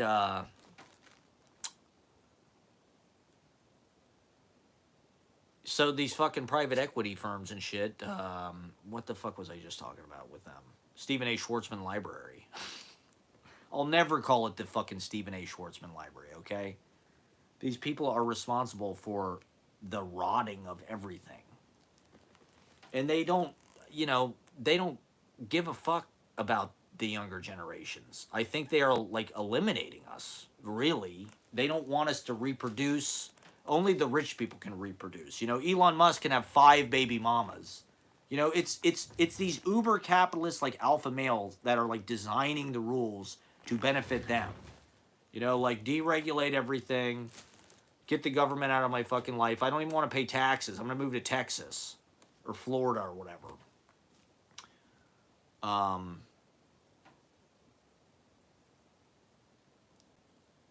Yeah, and they want to privatize even more. It's, yeah, there shouldn't even be fucking businesses. There should just be people taking care of each other, people helping each other, people spending time with each other, right? There are definitely certain things that need to get done. I've talked about this before on my live stream. It's like there's a certain amount of manual labor and a certain amount of production that does need to happen for us to live. Like we need to eat, we need to have a place to live, right? The basic necessities of life should be guaranteed. I think we're at a place in history this could easily be provided for everybody. People can have a place to live, food, education, easily. Mass transportation could be free. And I think with things like TikTok, things like the kind of liminal spaces in the internet, the fringe spaces in the internet, there are people who are having this discussion, and wondering why it can't be that way. China is a socialist country. I think that, like, with TikTok, they are trying to posit a program that is a benefit to the well-being of more people. Now, maybe that's just me being naive and believing Chinese propaganda, but that does not seem like what the United States is about at all. In fact, the United States purports that it's not. The United States is all about individualism, and it's all this kind of, these reality shows, things like Survivor, The Apprentice. These things were The Bachelor. These things were designed to condition us for these highly competitive, sort of contests of our lives, right? Where it's just like it's all about us. We got to beat everybody else. They're gonna get voted off the island. There's always like one alpha male boss who's like the fucking dickhead who's like, you're fucking fired, or you suck, you can't sing, or you're off the show. It's like they're preparing us for a savage work life. That's what those shows are. Those shows are mental programming where they're trying to condition us to be hyper competitive, hyper individualized, athletic, whatever, business people, basically. And, they're on the top, so they're getting us all to fight with each other. And why focus on the differences between us? Why not focus on how they are fucking us? The differences are not between me and woke people or Trumpers, even. The difference is between all of us, the Trumpers and the woke people, and Stephen A. Schwartzman and Vanguard and, BlackRock. What's that guy? Eric Prince. Palantir. The Merchants of Death, the military industrial complex. Those are the people that want to keep us divided, suppressed, desperate.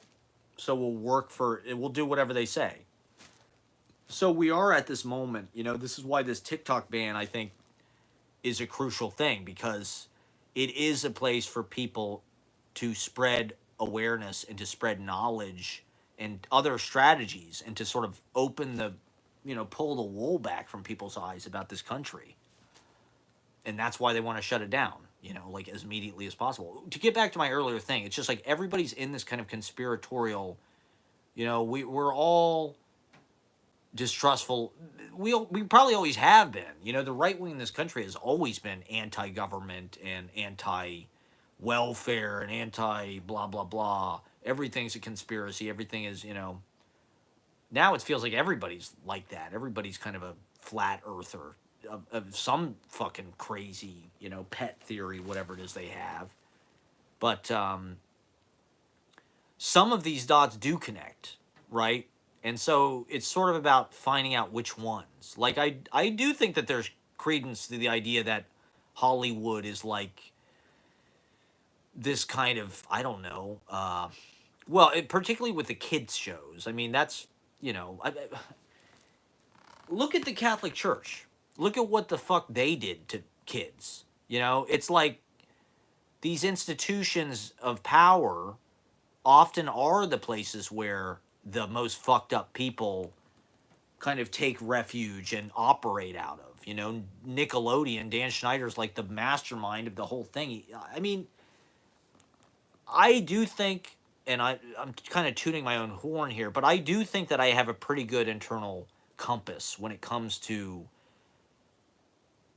people's integrity and things that, this is one reason why I couldn't live in LA.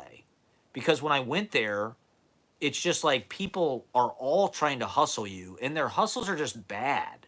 They're all trying to like pitch you on something, their music career, they all give you their business card, whatever, this or that.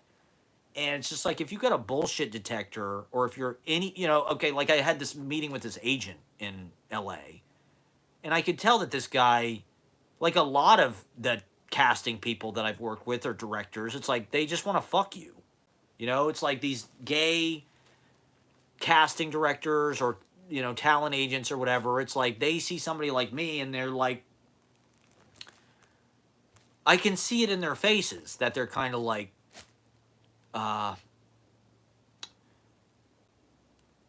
they're kind of like vulnerable because they are attracted to me. But like, I'm not an idiot. And so I'm not going to like fall for like, oh, okay, if I just do what this guy says, then maybe I'll get some jobs or something, or make it in the business. I don't know if all of fucking Hollywood works like that, but like, I definitely think that there are places where there are gatekeepers who are, definitely asking people to do sexual favors, or they're manipulating people, or they're forcing them to do things against their will. I do think that there's truth to that. The Corey Feldman thing, Corey Haim, what Charlie Sheen did to Corey Haim. I think or Puff Daddy's whole thing. Like, I think there is probably some truth to that. That like why else are the fucking feds raiding his house? It's one of these things that like we're in this time where it's hard to know what to believe, but there are certain things like people have been like the Cat Williams interview, right? He blew up all these fucking people. He was talking about P. Diddy and Usher and Bieber and shit. And look, lo and behold, 2 months later, the dude gets busted by the feds. It's like, is he a patsy? Is he the fall guy? I'm not sure, but it's like there were rumors about him for a long fucking time. I've never liked Puff Daddy, right? This is what I'm talking about, okay? I remember in the 90s, there was a shift, and I've talked about this before. There was a shift in culture in the music industry in like the late 90s. MTV in the early 90s had some pretty good shit. Even like shit like Blind Melon was like hippie and like a good vibe. Shit like the Spin Doctors.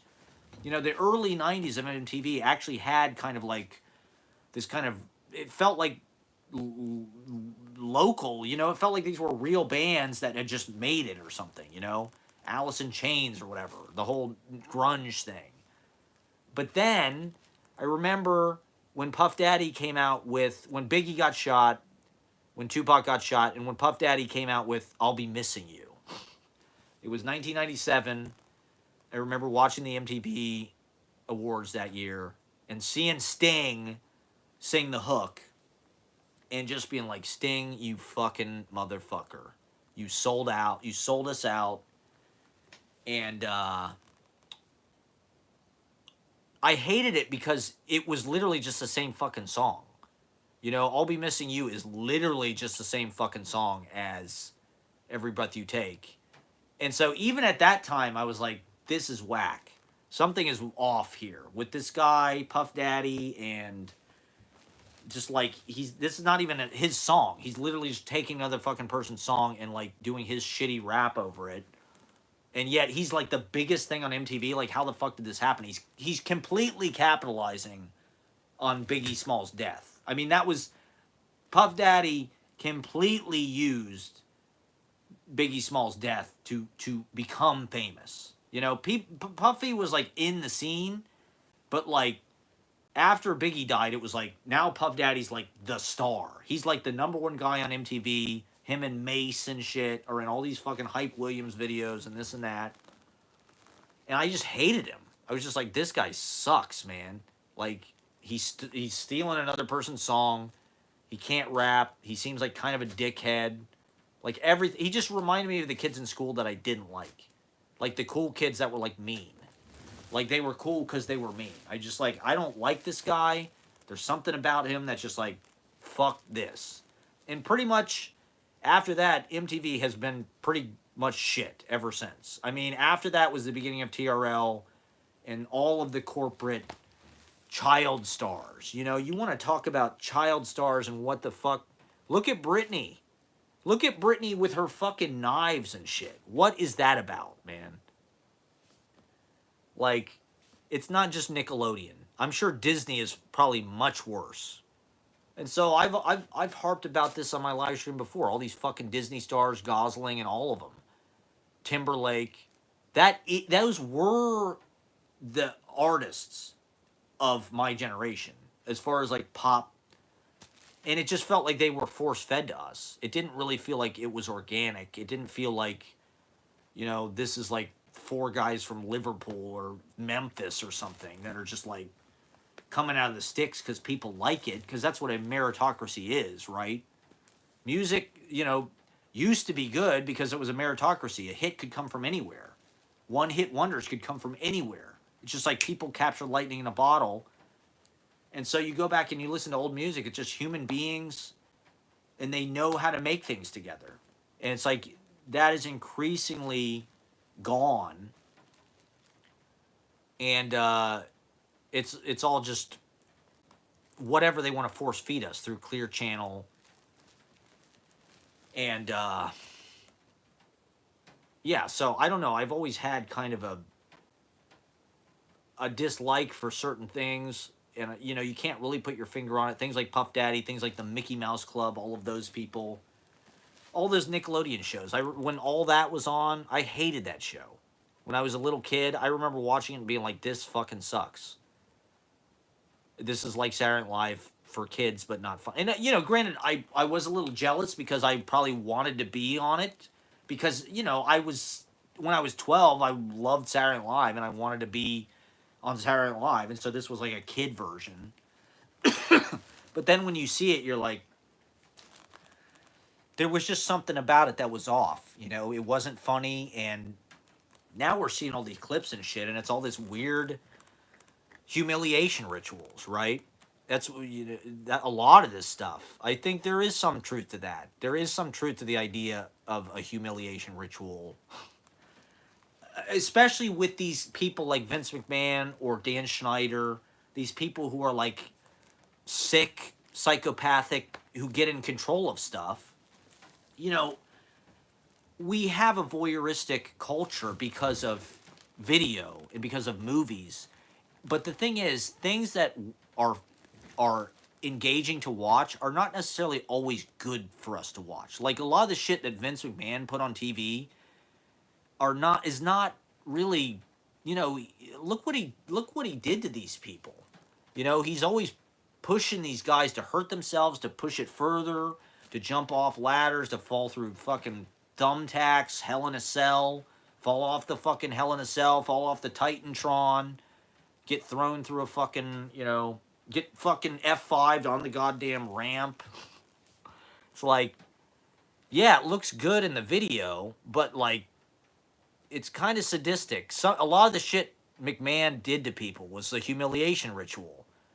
Pouring whatever it was, cream corn or whatever it was, all over Trish Stratus, or it's like the same thing with Nickelodeon, sliming people, or like these. There's a lot of these clips are circulating now from like all that, where it's like they just have little kids doing weird shit, little kids like squirting fucking these white fluids from like these guns or whatever. It's like it's all very phallic. It's all very like the whole sliming thing is very it's like a cum shot, except it's a humiliation ritual. It's like,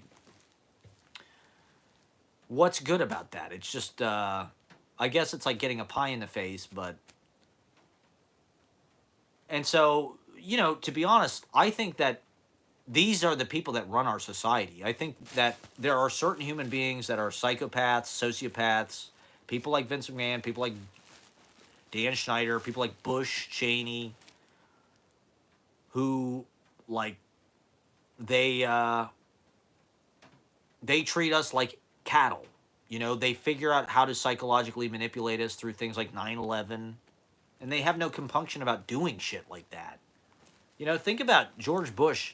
How many fucking people deaths he's responsible for? How many people did he send to Iraq and Afghanistan? Like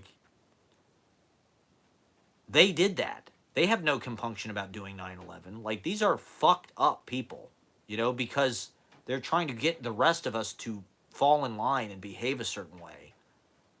And they are not afraid to go further than the rest of us. They're not afraid to kill people or scare people or, Vince McMahon was like the only he went to Valley Forge or some military school. He was like the only pupil that had ever been court-martialed at this school. His parents sent him to military school, first of all, because he was so fucking hard to handle. And then he was the only kid, like, in the history of this school to be, like, reprimanded. Or whatever the fuck it was. Court-martialed. And it's like, that's the guy who killed Owen Hart. That's the guy who, is responsible for Chris Benoit or, any number of fucking Davy Boy Smith, Dynamite Kid, any number of fucking human wreckage, The WWE is a reflection of what they want people to think about themselves. They want people. First of all, there's no union, right? They tried to start a union in the 80s. Jesse the Body Ventura tried to start a union, and Hulk Hogan ratted him out. So that's what kind of American hero Hulk Hogan is. Anti-union snitch. He's a scab. The American hero, the real American Hulk Hogan, is a scab. Imagine that. How appropriate. There's no health insurance, and these guys, they work, way more than they should. 100, 200 days a year. They're traveling all the fucking time. They work injured. It's like they want us to think about ourselves in that way. They want us to see that and be like, well, those guys do it, so I have to do it too. I'm gonna play hurt. I'm gonna go to work injured. I'm gonna work all the fucking time. I don't need health insurance. I don't need a union. I'll be an independent contractor, like a WWE superstar.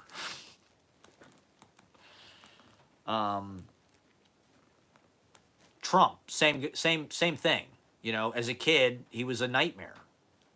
It's a lot of times it's like these sadistic bully. It's sort of like how you can predict a serial killer, right? If somebody it's like there's three things. I overheard a cop say this once. There's three things that if they are done when you're a child, there's like a high likelihood that the person will become a serial killer. It's like if they wet the bed, if they light things on fire, and if they torture animals.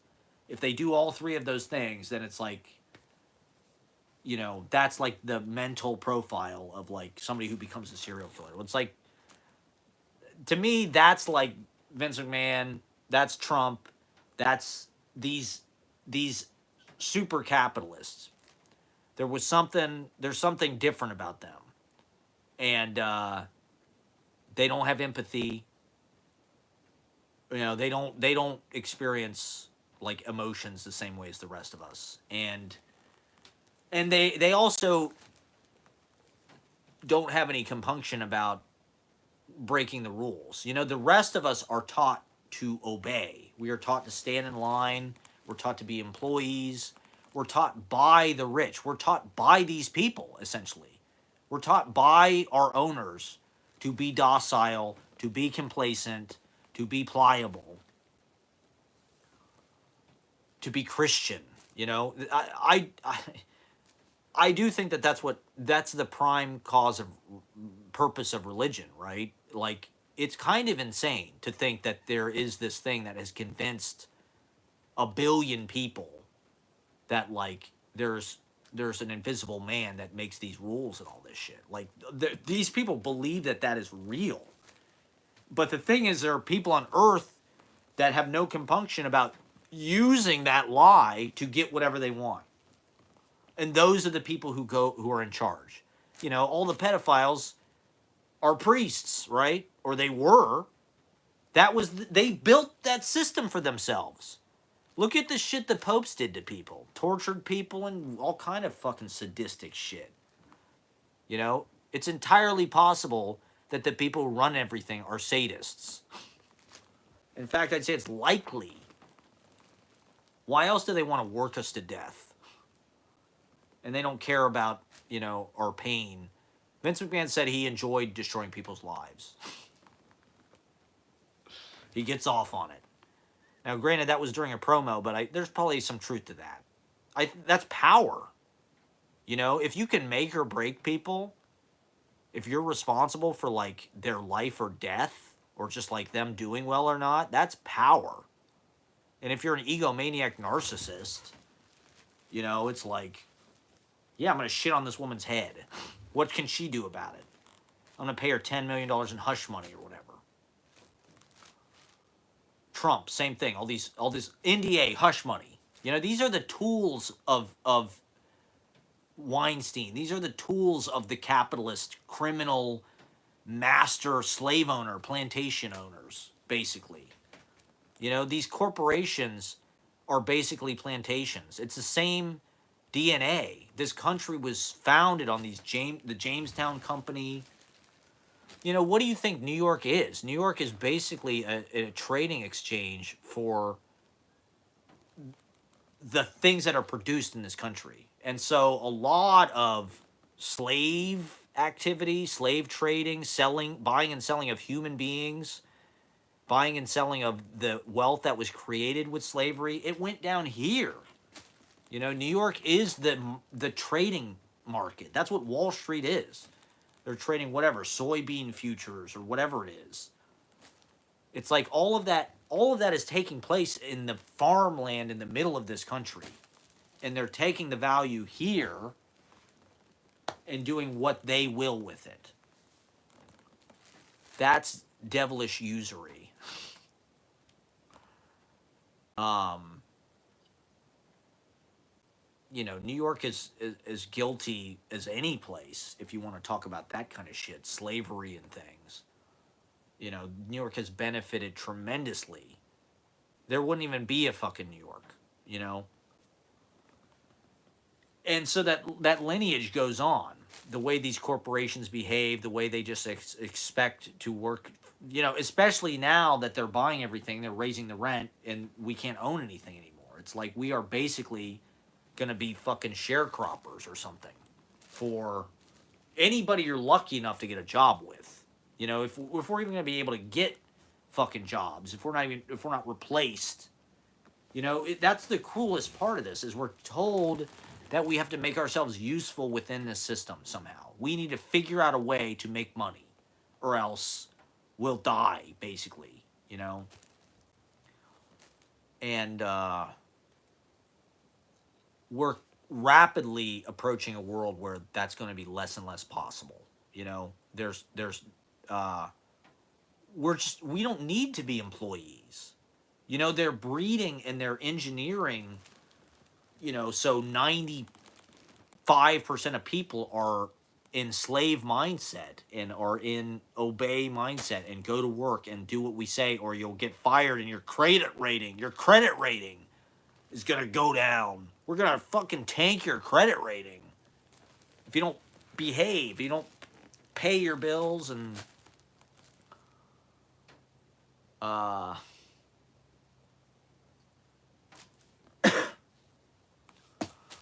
all right, I'm going to do 2 hours and then I'm going to be done. I'm losing viewers. Thank you guys for watching. I think we've done a lot of good work here today. It's just that the answers are so simple. And it just feels like if we could just fix a few things on this planet, then we could just live our lives. You know, it'll never be like perfect. You know, like life on this planet will never be perfect. That's okay.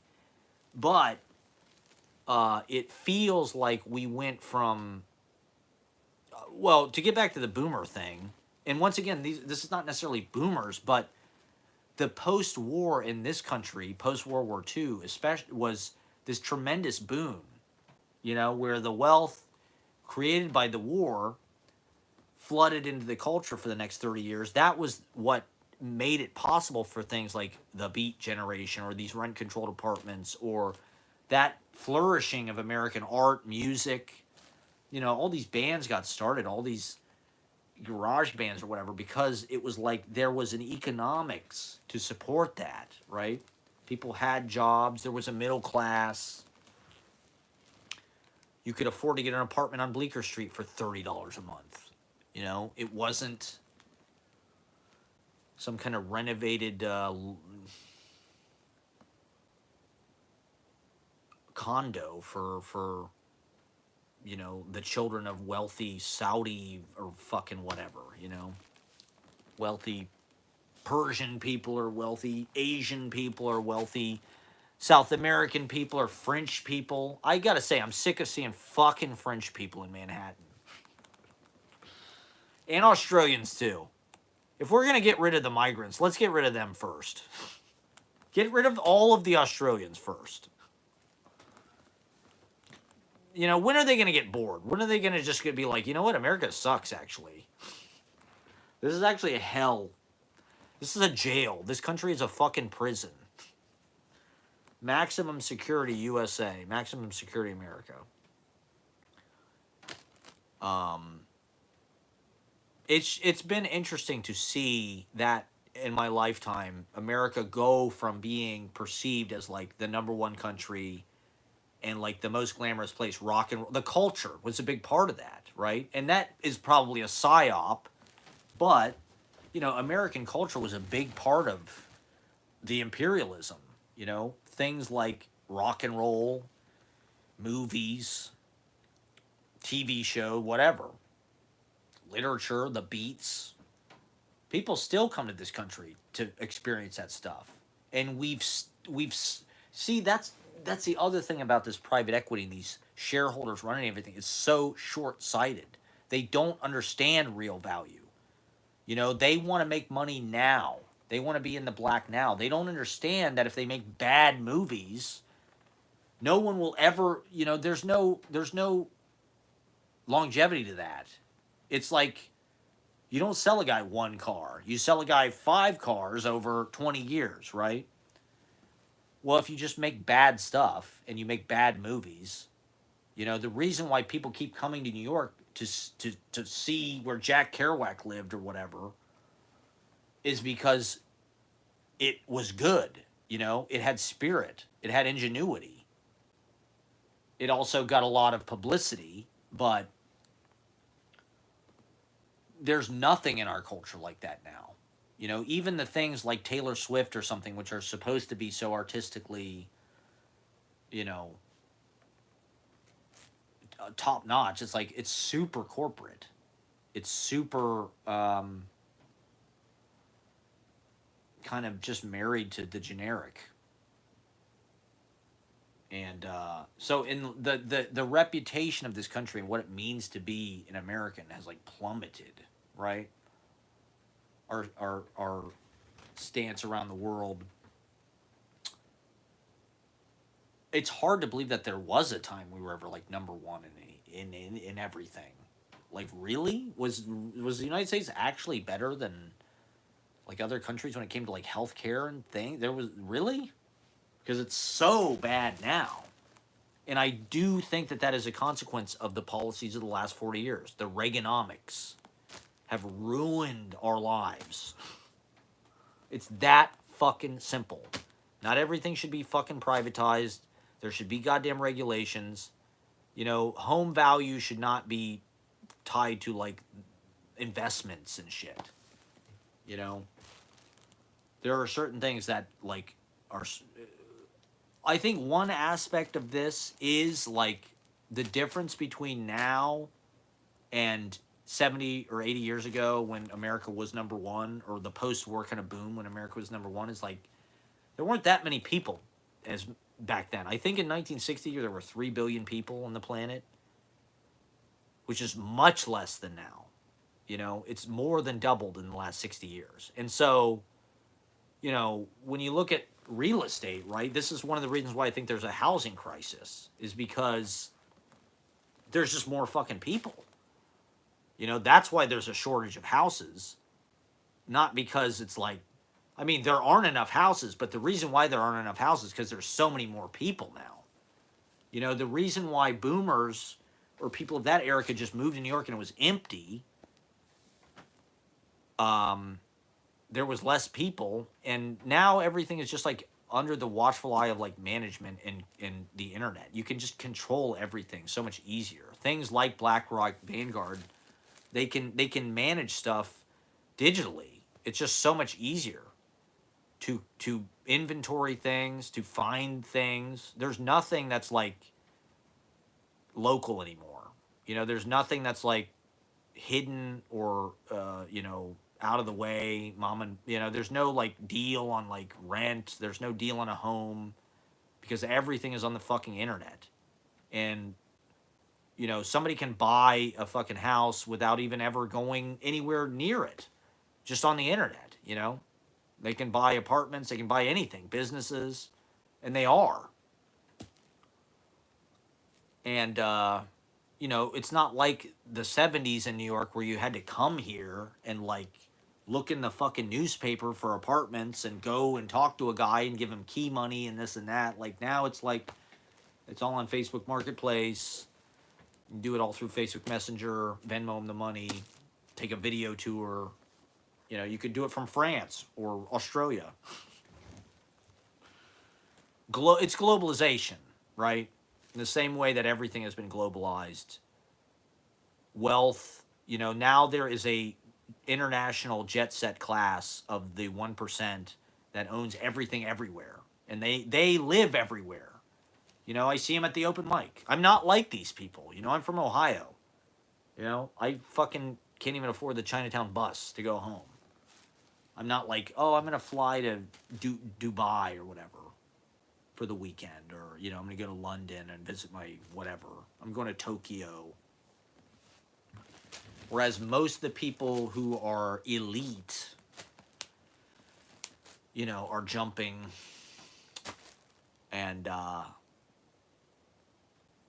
having that kind of fabulous lifestyle. Okay, it's been 2 hours. It's like 3 o'clock in the morning. Thank you for watching. I think we covered all of it, right? Is there anything else I need to mention? Let me just think for 1 second. So yeah, I mean, I think that the slap thing is crazy, but it's not like, it's not a conspiracy. You know, it's not incels. It's not a bunch of white guy. You know, women. There's always been animosity between the genders, and I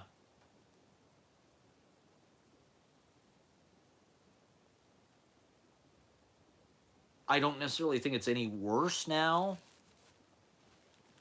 But we are seeing a restructuring of like just like our roles in every way, you know, and a lot, and a lot of that is economic, but it's also cultural, and it feels like it has to. It feels like it is planned. It does feel like there's a concerted effort to turn all of us, women, men, whatever race you are, into individualized sort of profit, you know, units where we are all independent contractors, basically, all the time. It's all gig economy. Everything's precariat. We're all precariat. And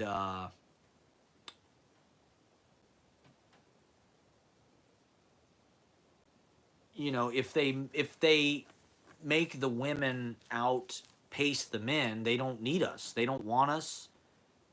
We get depressed. We get angry. We get what purpose do we serve? You know, women.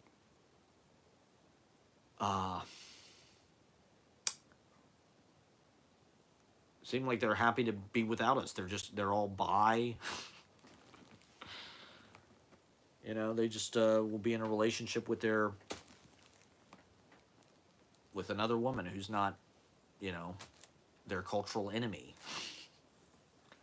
It's frustrating to me how people buy into these mass narratives, and they use it as a shorthand way to like judge you, right?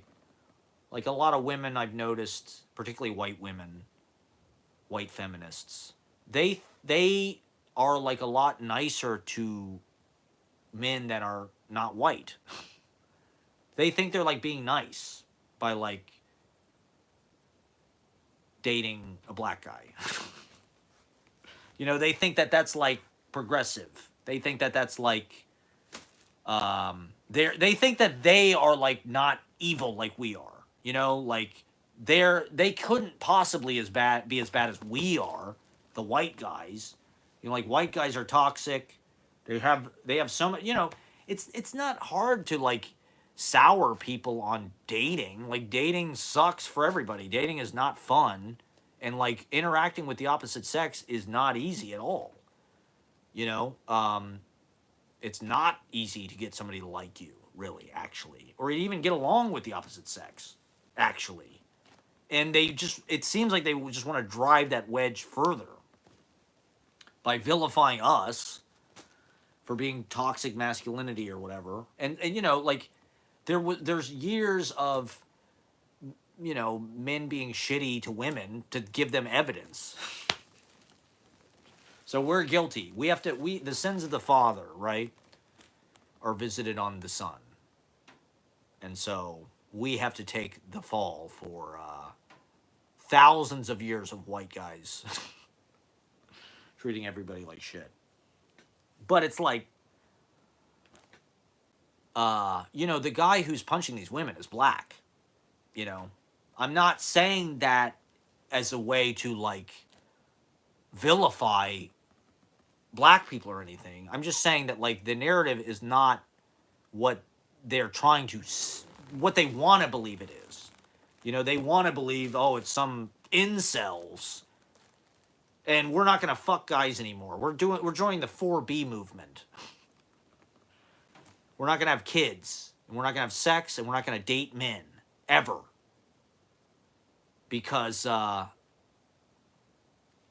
it seems like they just want the human race to fold up and die. Human beings are so evil and so bad that we don't want to bring a child into this world. I saw a video about this woman wrote a book. She went undercover as a man in like the mid 2000s and wrote a book about it, what that experience was like. And she said she killed herself, actually. She died in 2017 of assisted euthanasia because she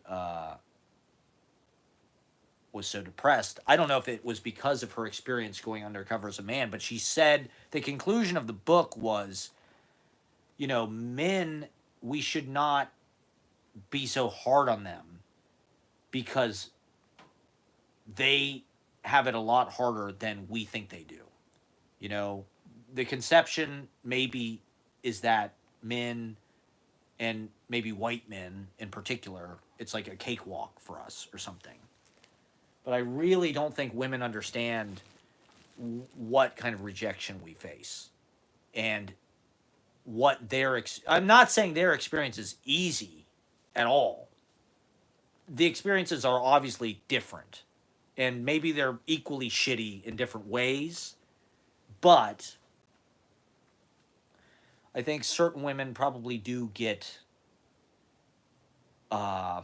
preferential treatment, and there's a certain kind of privilege that comes with that. That being a man might appear like we're in power, right? And we control everything, but it's like with all of this stuff, most of us don't have any power. It's like the people on the top have all the fucking power, and then like I'm the problem somehow. It's like I don't have any fucking power. I'm not oppressing women. I don't think. Not like systematically or anything. We're just like we're prone to these systems. We are at the mercy of these systems, and so. But part of the book was about, this woman was saying, just like walking up and approaching a woman in a bar is like humiliating. It's way, way, way, way harder than you think to be the man who has to make yourself vulnerable, who has to put yourself out there, who has to walk across the room to say something to somebody without being weird or a creep or blowing out from any. And speaking as somebody who did pickup for a while, it's like diffusing a bomb. I mean, it's so easy to blow out. Like, it's so easy to blow out. If you approach 1,000 people, you're gonna blow out 950 times or something. It's like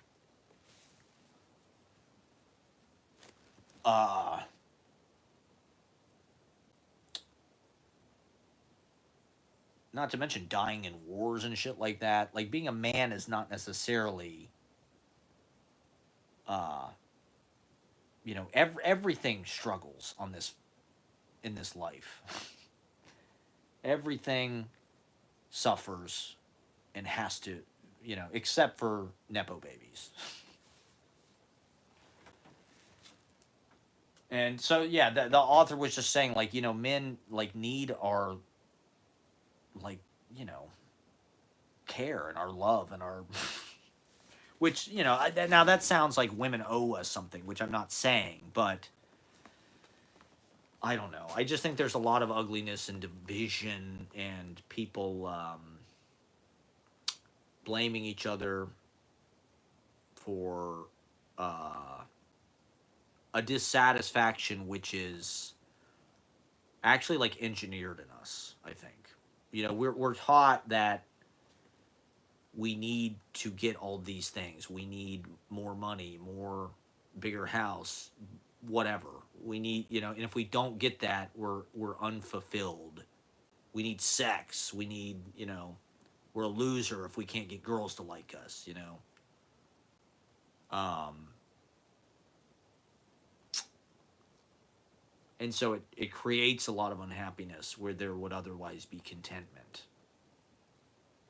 And I don't know. Women can be really cruel about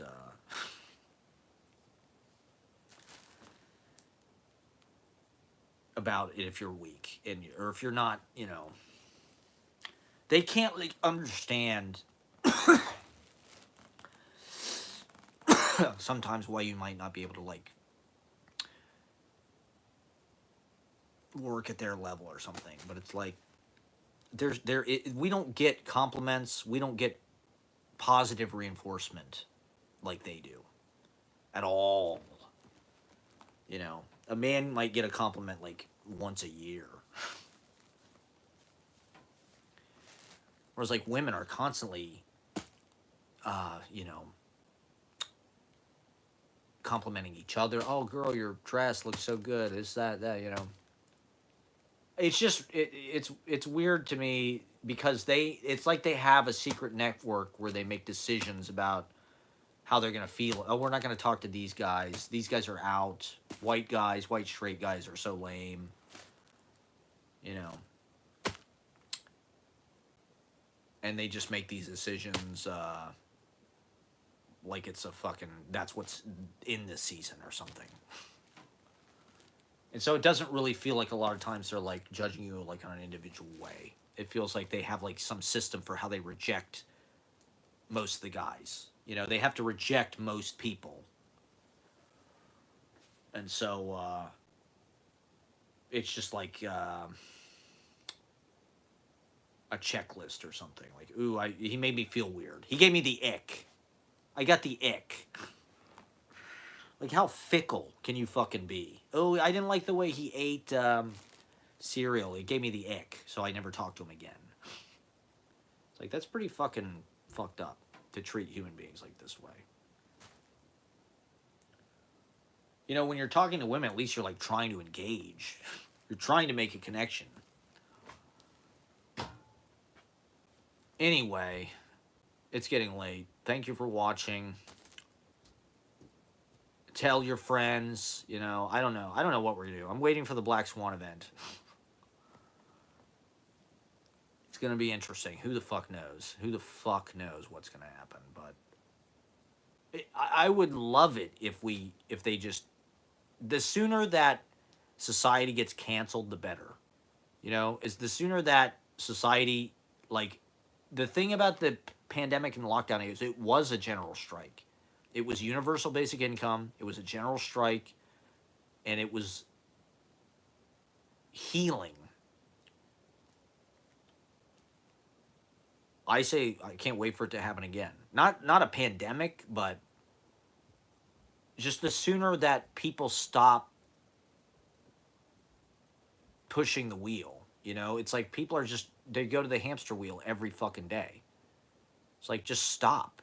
Just, you know, it's a lie. It's all a lie. The whole fucking system is a lie. You know, all we need is food and a place to sleep, basically. The thing that pisses me off about this, you know, the office to residential conversion, and this is the last thing I'll say. It's too expensive. It's easier to just do a build from the ground up. You know, it's too expensive to convert these commercial offices into residential. It's like, well, you know, we might not have a choice, actually. You know, like, the writing's kind of on the wall. You know, this commercial office space, it's not, the world has changed, you know, the tools have changed, the interface has changed. And so the sooner they admit, even if it is expensive to convert it to residential, you get a lot more money out of residential. Residential is a lot more per square foot than a commercial office. And you know, the complaint that one of the complaints I hear is there's not a, they'd have to redo all the plumbing. There's not enough bathrooms, and it's like, well, you know, single room occupancies. This was a thing in New York after the war. They needed something to do with all these men who would have been in the war, like Lieutenant Dan, right? So they lived in single room occupancy. They had a tiny room with a shared bathroom in some fucking hotel in Midtown, you know? A small room with a hot plate or whatever in a shared bathroom, maybe not even on the same floor. Like, you know, or lofts in Soho. It's like when these artists were moving in these lofts in Soho, they weren't renovating them.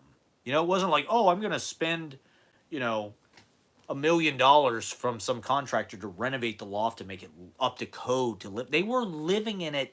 They were squatting there. You know, it was a frontier.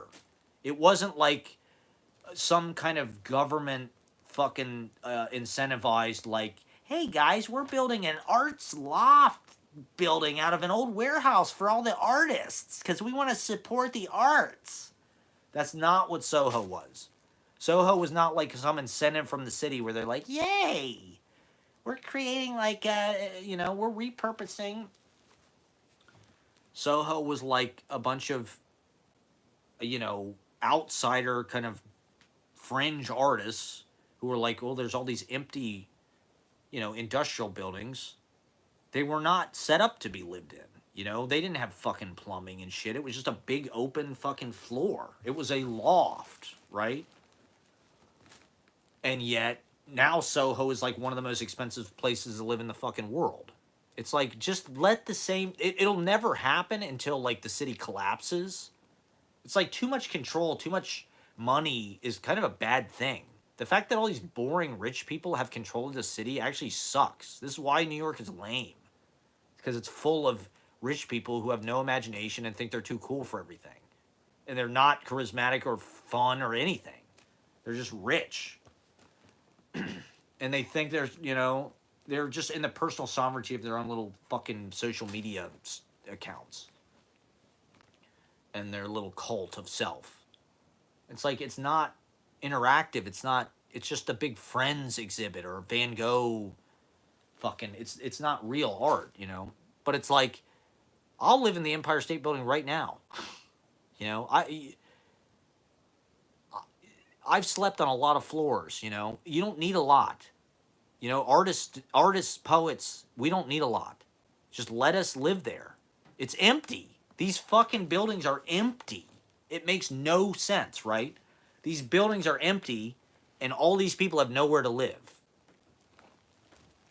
It's like, we don't give a fuck if it's renovated. We don't need like a fucking farm sink or whatever, farmhouse sink. I don't need a fucking, you know, full bath. It's like these SROs, they had a shared bathroom, you know? I'll live in a fucking office. Look at Westbeth. That was an office. You know, Westbeth was like Bell Laboratory. That was not residential, and yet it's one of the most beautiful places to live in New York. It's like they could do that to all of the shit in Midtown.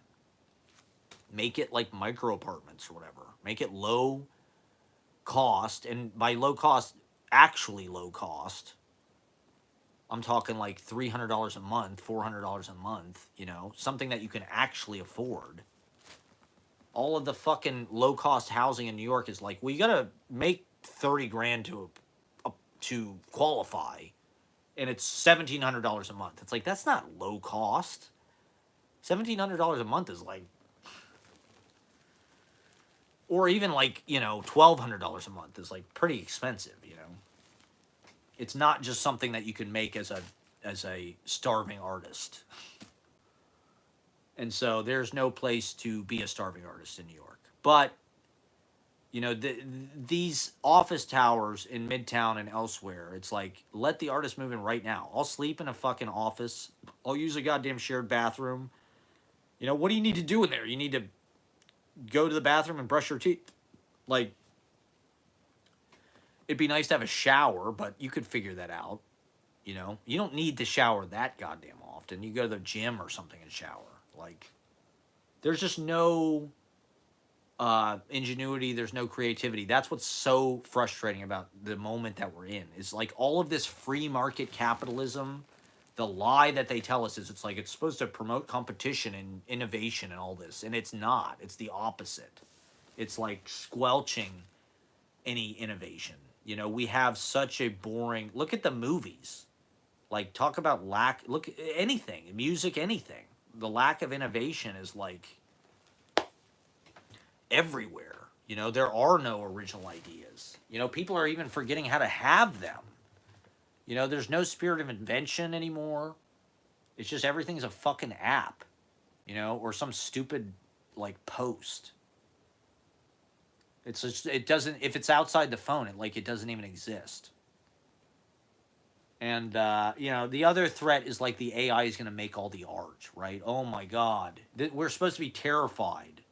The thing is, and like I didn't necessarily do this on purpose, but like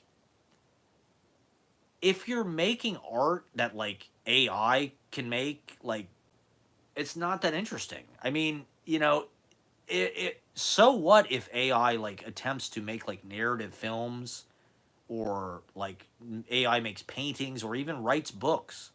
Like, first of all, I'm not going to read a fucking book by AI. I actually don't think that it will ever um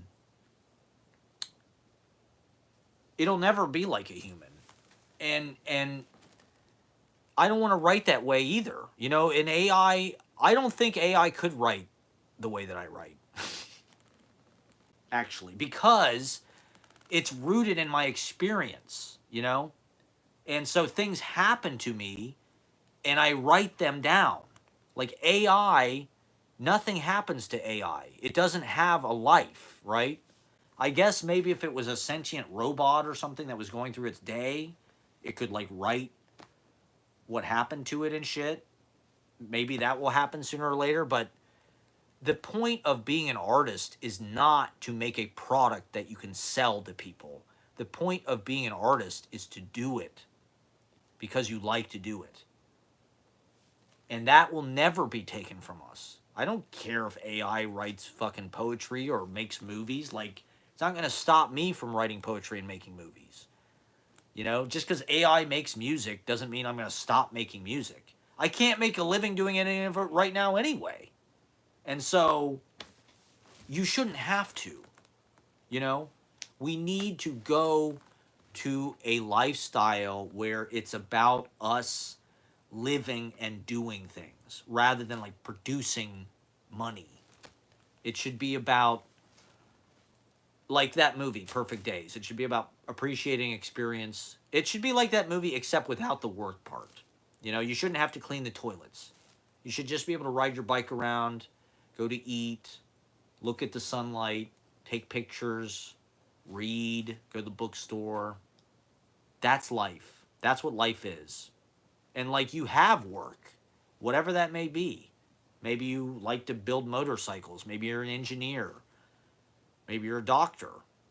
Maybe you're, you know, if you're a writer, it doesn't mean that you have to write books that sell, you know. It's good just to do it. We need, it's what enriches our time here on planet Earth. And so thank you for watching. I hope you have a great time here on planet Earth. It's going to get worse before it's going to get better, unfortunately. Because all of these fucked up Joker mode clown dumbass people like Elon Musk. Elon Musk is the epitome. I feel like we just live in like, when they look back at this time in history, it's going to be like the 1880s or something. It's going to be like the Gilded Age, but worse. They're going to be like, the president was like uninteresting, you know, kind of nothing remarkable happened, but the competency crisis and the lack of real meritocracy is why somebody like Elon Musk is looked on as like the god whatever of, because it's like he's just propped up. He doesn't actually have the skills. They're not, look at Teslas. Look at anything the guy designs. Super truck or whatever the fuck it is, Cybertruck. It's like that thing was not designed by somebody who knows how to make things that work. That thing was designed by like a 13-year-old who has like science fiction pretensions or something, who's seen Total Recall too many fucking times. It's like that car just doesn't work. It's not built to be a good vehicle. It's just built to be because that guy wanted to do it. That's the way everything in our society is. It's just like rich people have ideas and they get to do them, and we have to live with the consequences. We have to live with the consequences of rich people's bad ideas. Elon Musk can buy Twitter and just destroy the discourse in this country.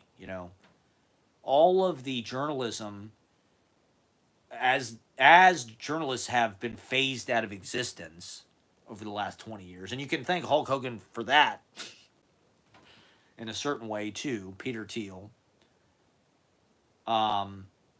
They migrated to Twitter, right?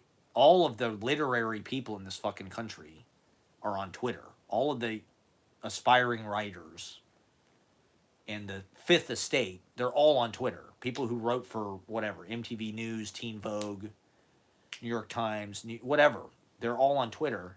And so it really was the TikTok kind of space in this country where like people were talking. And granted, there was a lot of bad takes and a lot of poisonous shit that happened because of Twitter, because any idiot can say any goddamn thing and people will be like, yeah, this guy's fucking right. Retweet 3,000 times. This fucking slapping thing is incels. So it is all hearsay, and it is all just like group opinion. It's not necessarily vetted, but at the same time, it was, is morphing into something that was like as close to like personal journalism as we had. And what happened? Elon Musk bought it and just sabotaged the whole thing. I re-downloaded Twitter a few days ago and just got on to just because I thought it'd be good because all the writers are on it. It'd be good to promote, and I just couldn't even do it. I'm just like, because I remember how bad it was for my mental health. Actually, the whole pandemic Trump era was so Twitter fueled. I mean, Trump was on Twitter, and everybody was on Twitter constantly, reinforcing the kind of I think this is one reason why we were having like this mental health crisis, depression, because it really is an unprecedented time in human history where people are isolating and just doom scrolling, right? Where it's just like you're constantly reinforcing, like it's like a negativity spiral. It's just like, oh my God, Trump's the president, and we killed 70% of the animals that are alive, and the ice caps are melting, and the Atlantic turbine could stop, and woke, and I'm white, and I'm cis, and I'm het, and blah blah blah, and I'm toxic, and I've only got 300 followers, and nobody likes any of my fucking tweets, and it's just pathetic. I'm getting no traction. Nobody listens to me. Nobody thinks I'm entertaining. I don't get it. I don't know why I don't have a following. I really don't. It's like a mystery to me. I don't understand why people don't like my videos or watch them. I don't understand how certain people get like tens of thousands, hundreds of thousands of followers on TikTok. I don't get it. What's the difference between those talking heads and me? I don't know. White guys mansplaining this or that on TikTok. I could be one of them. I don't understand. In my whole adult life, it's been a mystery to me. It's just like the things that I make don't really have the impact that I like am expecting them to have. I think they think I'm gonna be like a better artist than I am, and then they see me and they're like, That's not what I expected. But definitely read the Alice Notley interview in Paris Review. I read it yesterday, and it was pretty good. Um, I like the thing that she said about I'm going to end on this. Difficulty is not difficult in poetry, and most poetry now, what she has a problem with is prose, poetry that's really prose, that goes down the page in a very readable way with traditional punctuation and tells you something you already know, which really put into words how I've felt about poetry over the last few years. I've noticed since Trump there has been, because he's so postmodern, he just totally cuts. You talk about cut up. It's just like he demolishes the language. He just completely butchers it all to pieces. And so I think there has been this move towards sincerity, towards kind of a more holistic, kind of soothing, mellow prose, basically. Which my work is like the opposite. My work is completely meant to be like a graffiti, or like a disfiguring of that. My work is meant to be a complete disfiguring of the status quo of the corporate language and the demand that everything be instant gratification and instantly understandable poetry. So the first part of the quote, difficulty is not difficult, right? This is something I think is a huge barrier to people with poetry, is they think they don't get it. They don't understand it. And the thing with poetry is you don't have to understand it. You make your own meaning out of it, and you don't even have to do that. Like if you're reading Flowchart with Ashbery, it's 200 pages. You don't have to understand every little fucking thing. In fact, you can't. There isn't anything to understand. It's meant to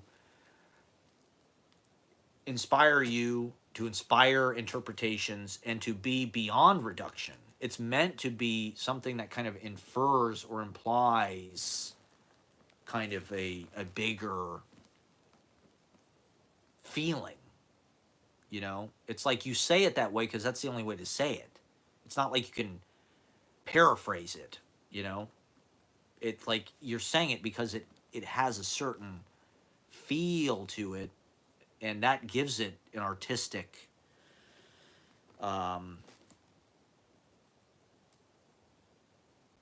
reception and presence or whatever. And so when it comes to difficulty in poetry, it's like just let it wash over you. Understand the parts you can understand. You don't have to work. It's not meant to be work. It's not meant to be this thing.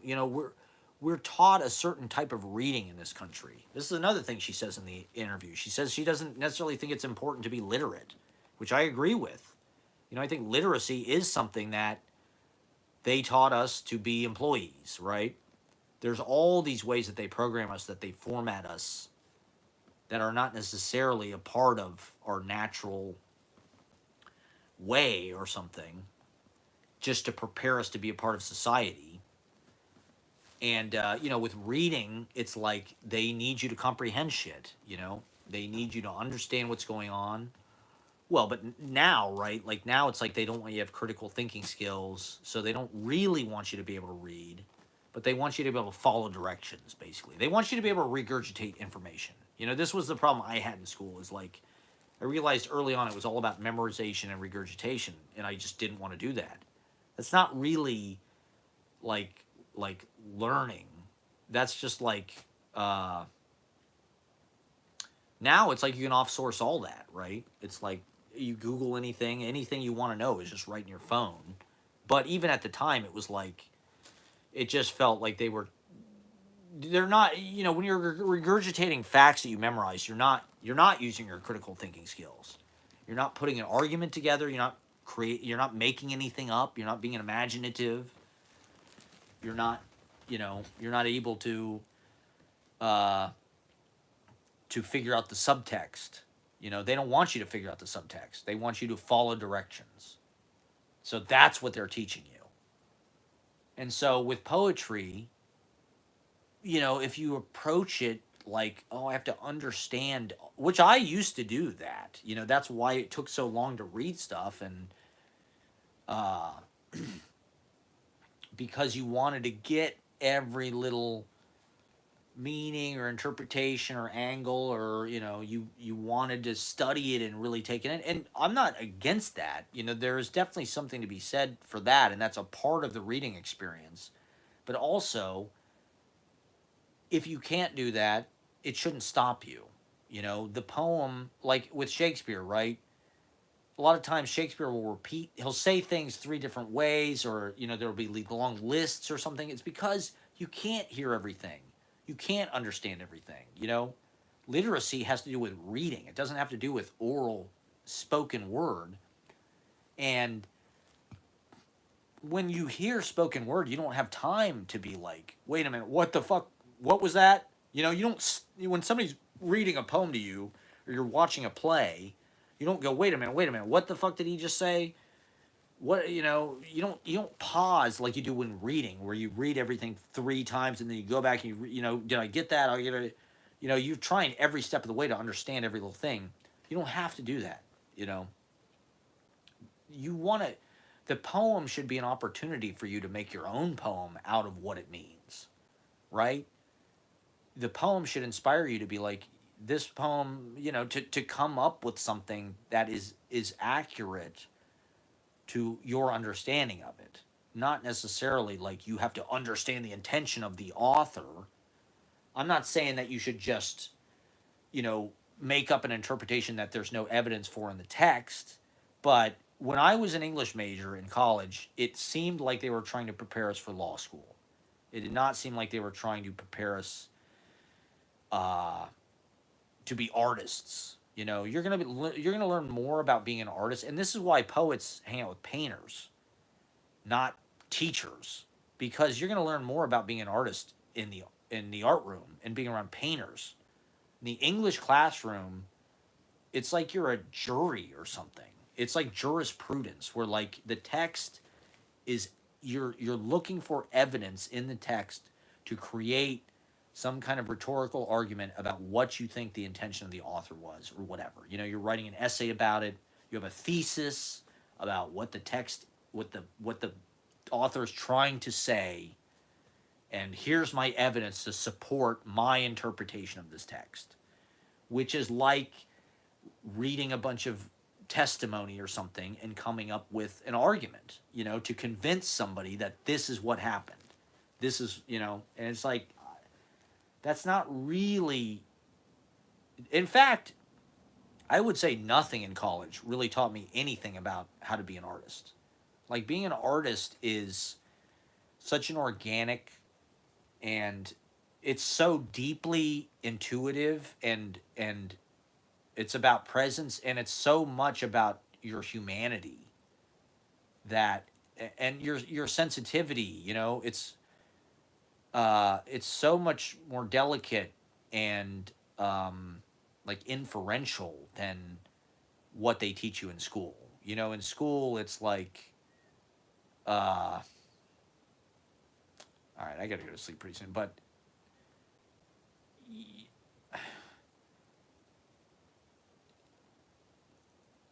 a lot of times as an artist, you can't explain what you mean in other terms. You said it that way because you were trying to evoke the feeling that you feel, and that's what you're trying to get across, you know. um you know, like, my poem today was called competence crisis or something like that. And you know, the reason why I called it that is because that's what I feel competency crisis is going on. And you know, I could write a poem that's like an explanation of what the fuck that means, but it's more something that I'm putting in, almost like it's you know, a construction paper collage or something you're making as a kid. You know, it's more like that process. It's more about like seeing how things fit together. Does this look right? Does it just hit you right? You know, music, does this, is the proportion right? Is it in the right place? Does it go with this? And you know, a lot of times as an artist, you're making decisions on feel rather than um, your logical, rational mind, and that's where they want us to live. You know, as employees, they want us to live in a place where we're not some freaky, intuitive, you know, channelers, you know, psychically in touch with, you know, the voices all around us. They want us to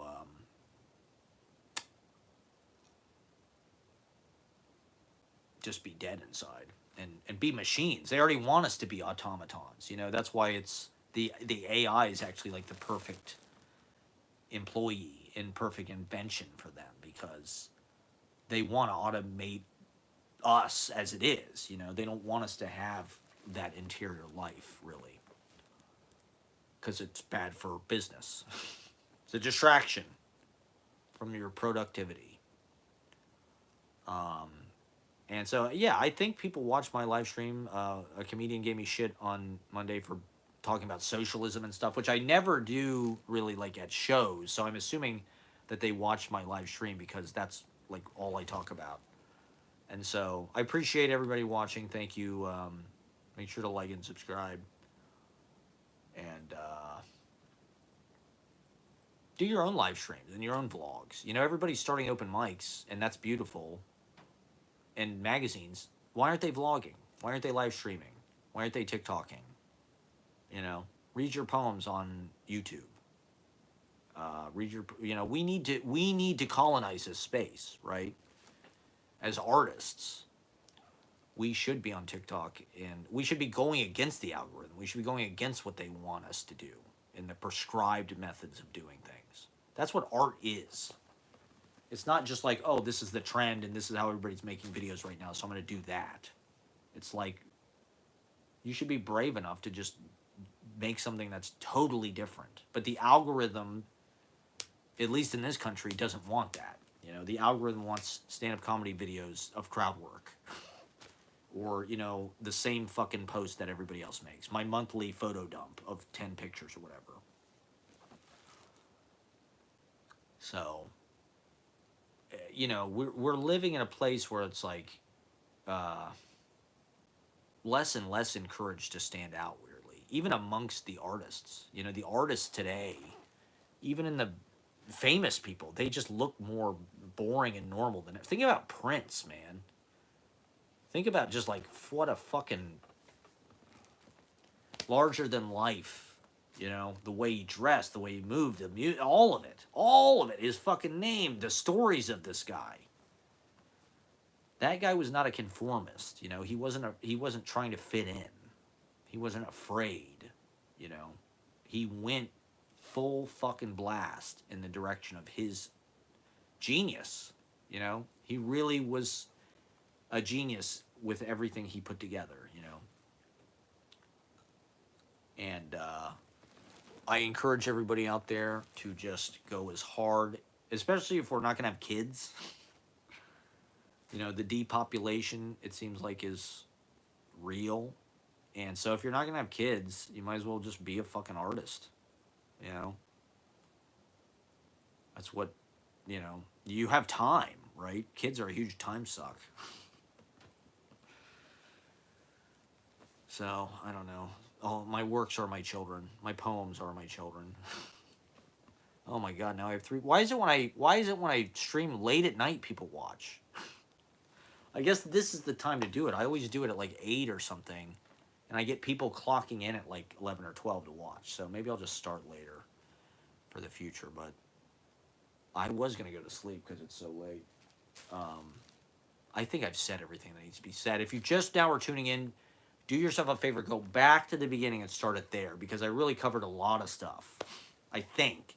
I'm sober, so I'm probably maybe more coherent than normal. I'm not sure. Anyway, keep writing poetry. Poetry will save us, but it's not about being a famous poet. In fact, I hate these ego hogs. Anybody with a MacArthur grant can go fuck themselves. Fuck Success. It's my self-help book. Fuck Success by Matt Proctor. It's all bullshit. It's all the carrot at the end of the stick. It's all capitalism trying to get us to work harder. You know, if you work harder, then you get what you want. You'll get to be a rock star. You'll get everything you want. You'll get rich. You'll get famous. People love you, and you just gotta work hard. Fuck Success. It's for everybody. You know, we're democratizing content creation. Not even fuck the word content. You know, we're all artists. Okay? And put your art on the goddamn internet. Don't put self-promotion. You know? Just put the thing itself. So anyway, we're in an onslaught of a glut of people documenting their lives. Maybe it's too much. Maybe there's too much vlogging happening, but like I said, it's all about expression and catharsis for us. You know, we want to see great works of art, but as artists and as people, it's just important that we produce and keep channeling and flow state, you know, really is optimum for our anatomy. Trance flow state. So try to get there. Thank you for watching, everybody. Have a wonderful week. And my Montauk video has gotten like 200 views. Not the vlog. My analytics are, my live streams actually get the most watch time of anything somehow. Well, I believe that because they're long, but and then the open mics get a lot of watch time, but my vlogs do not get very much watch time at all. They're visual music, so they're meant to be like screensavers for, you know, the ambiance. Thank you for watching, everybody. Good night. Have a wonderful evening and a pleasant tomorrow. I know I'll be here.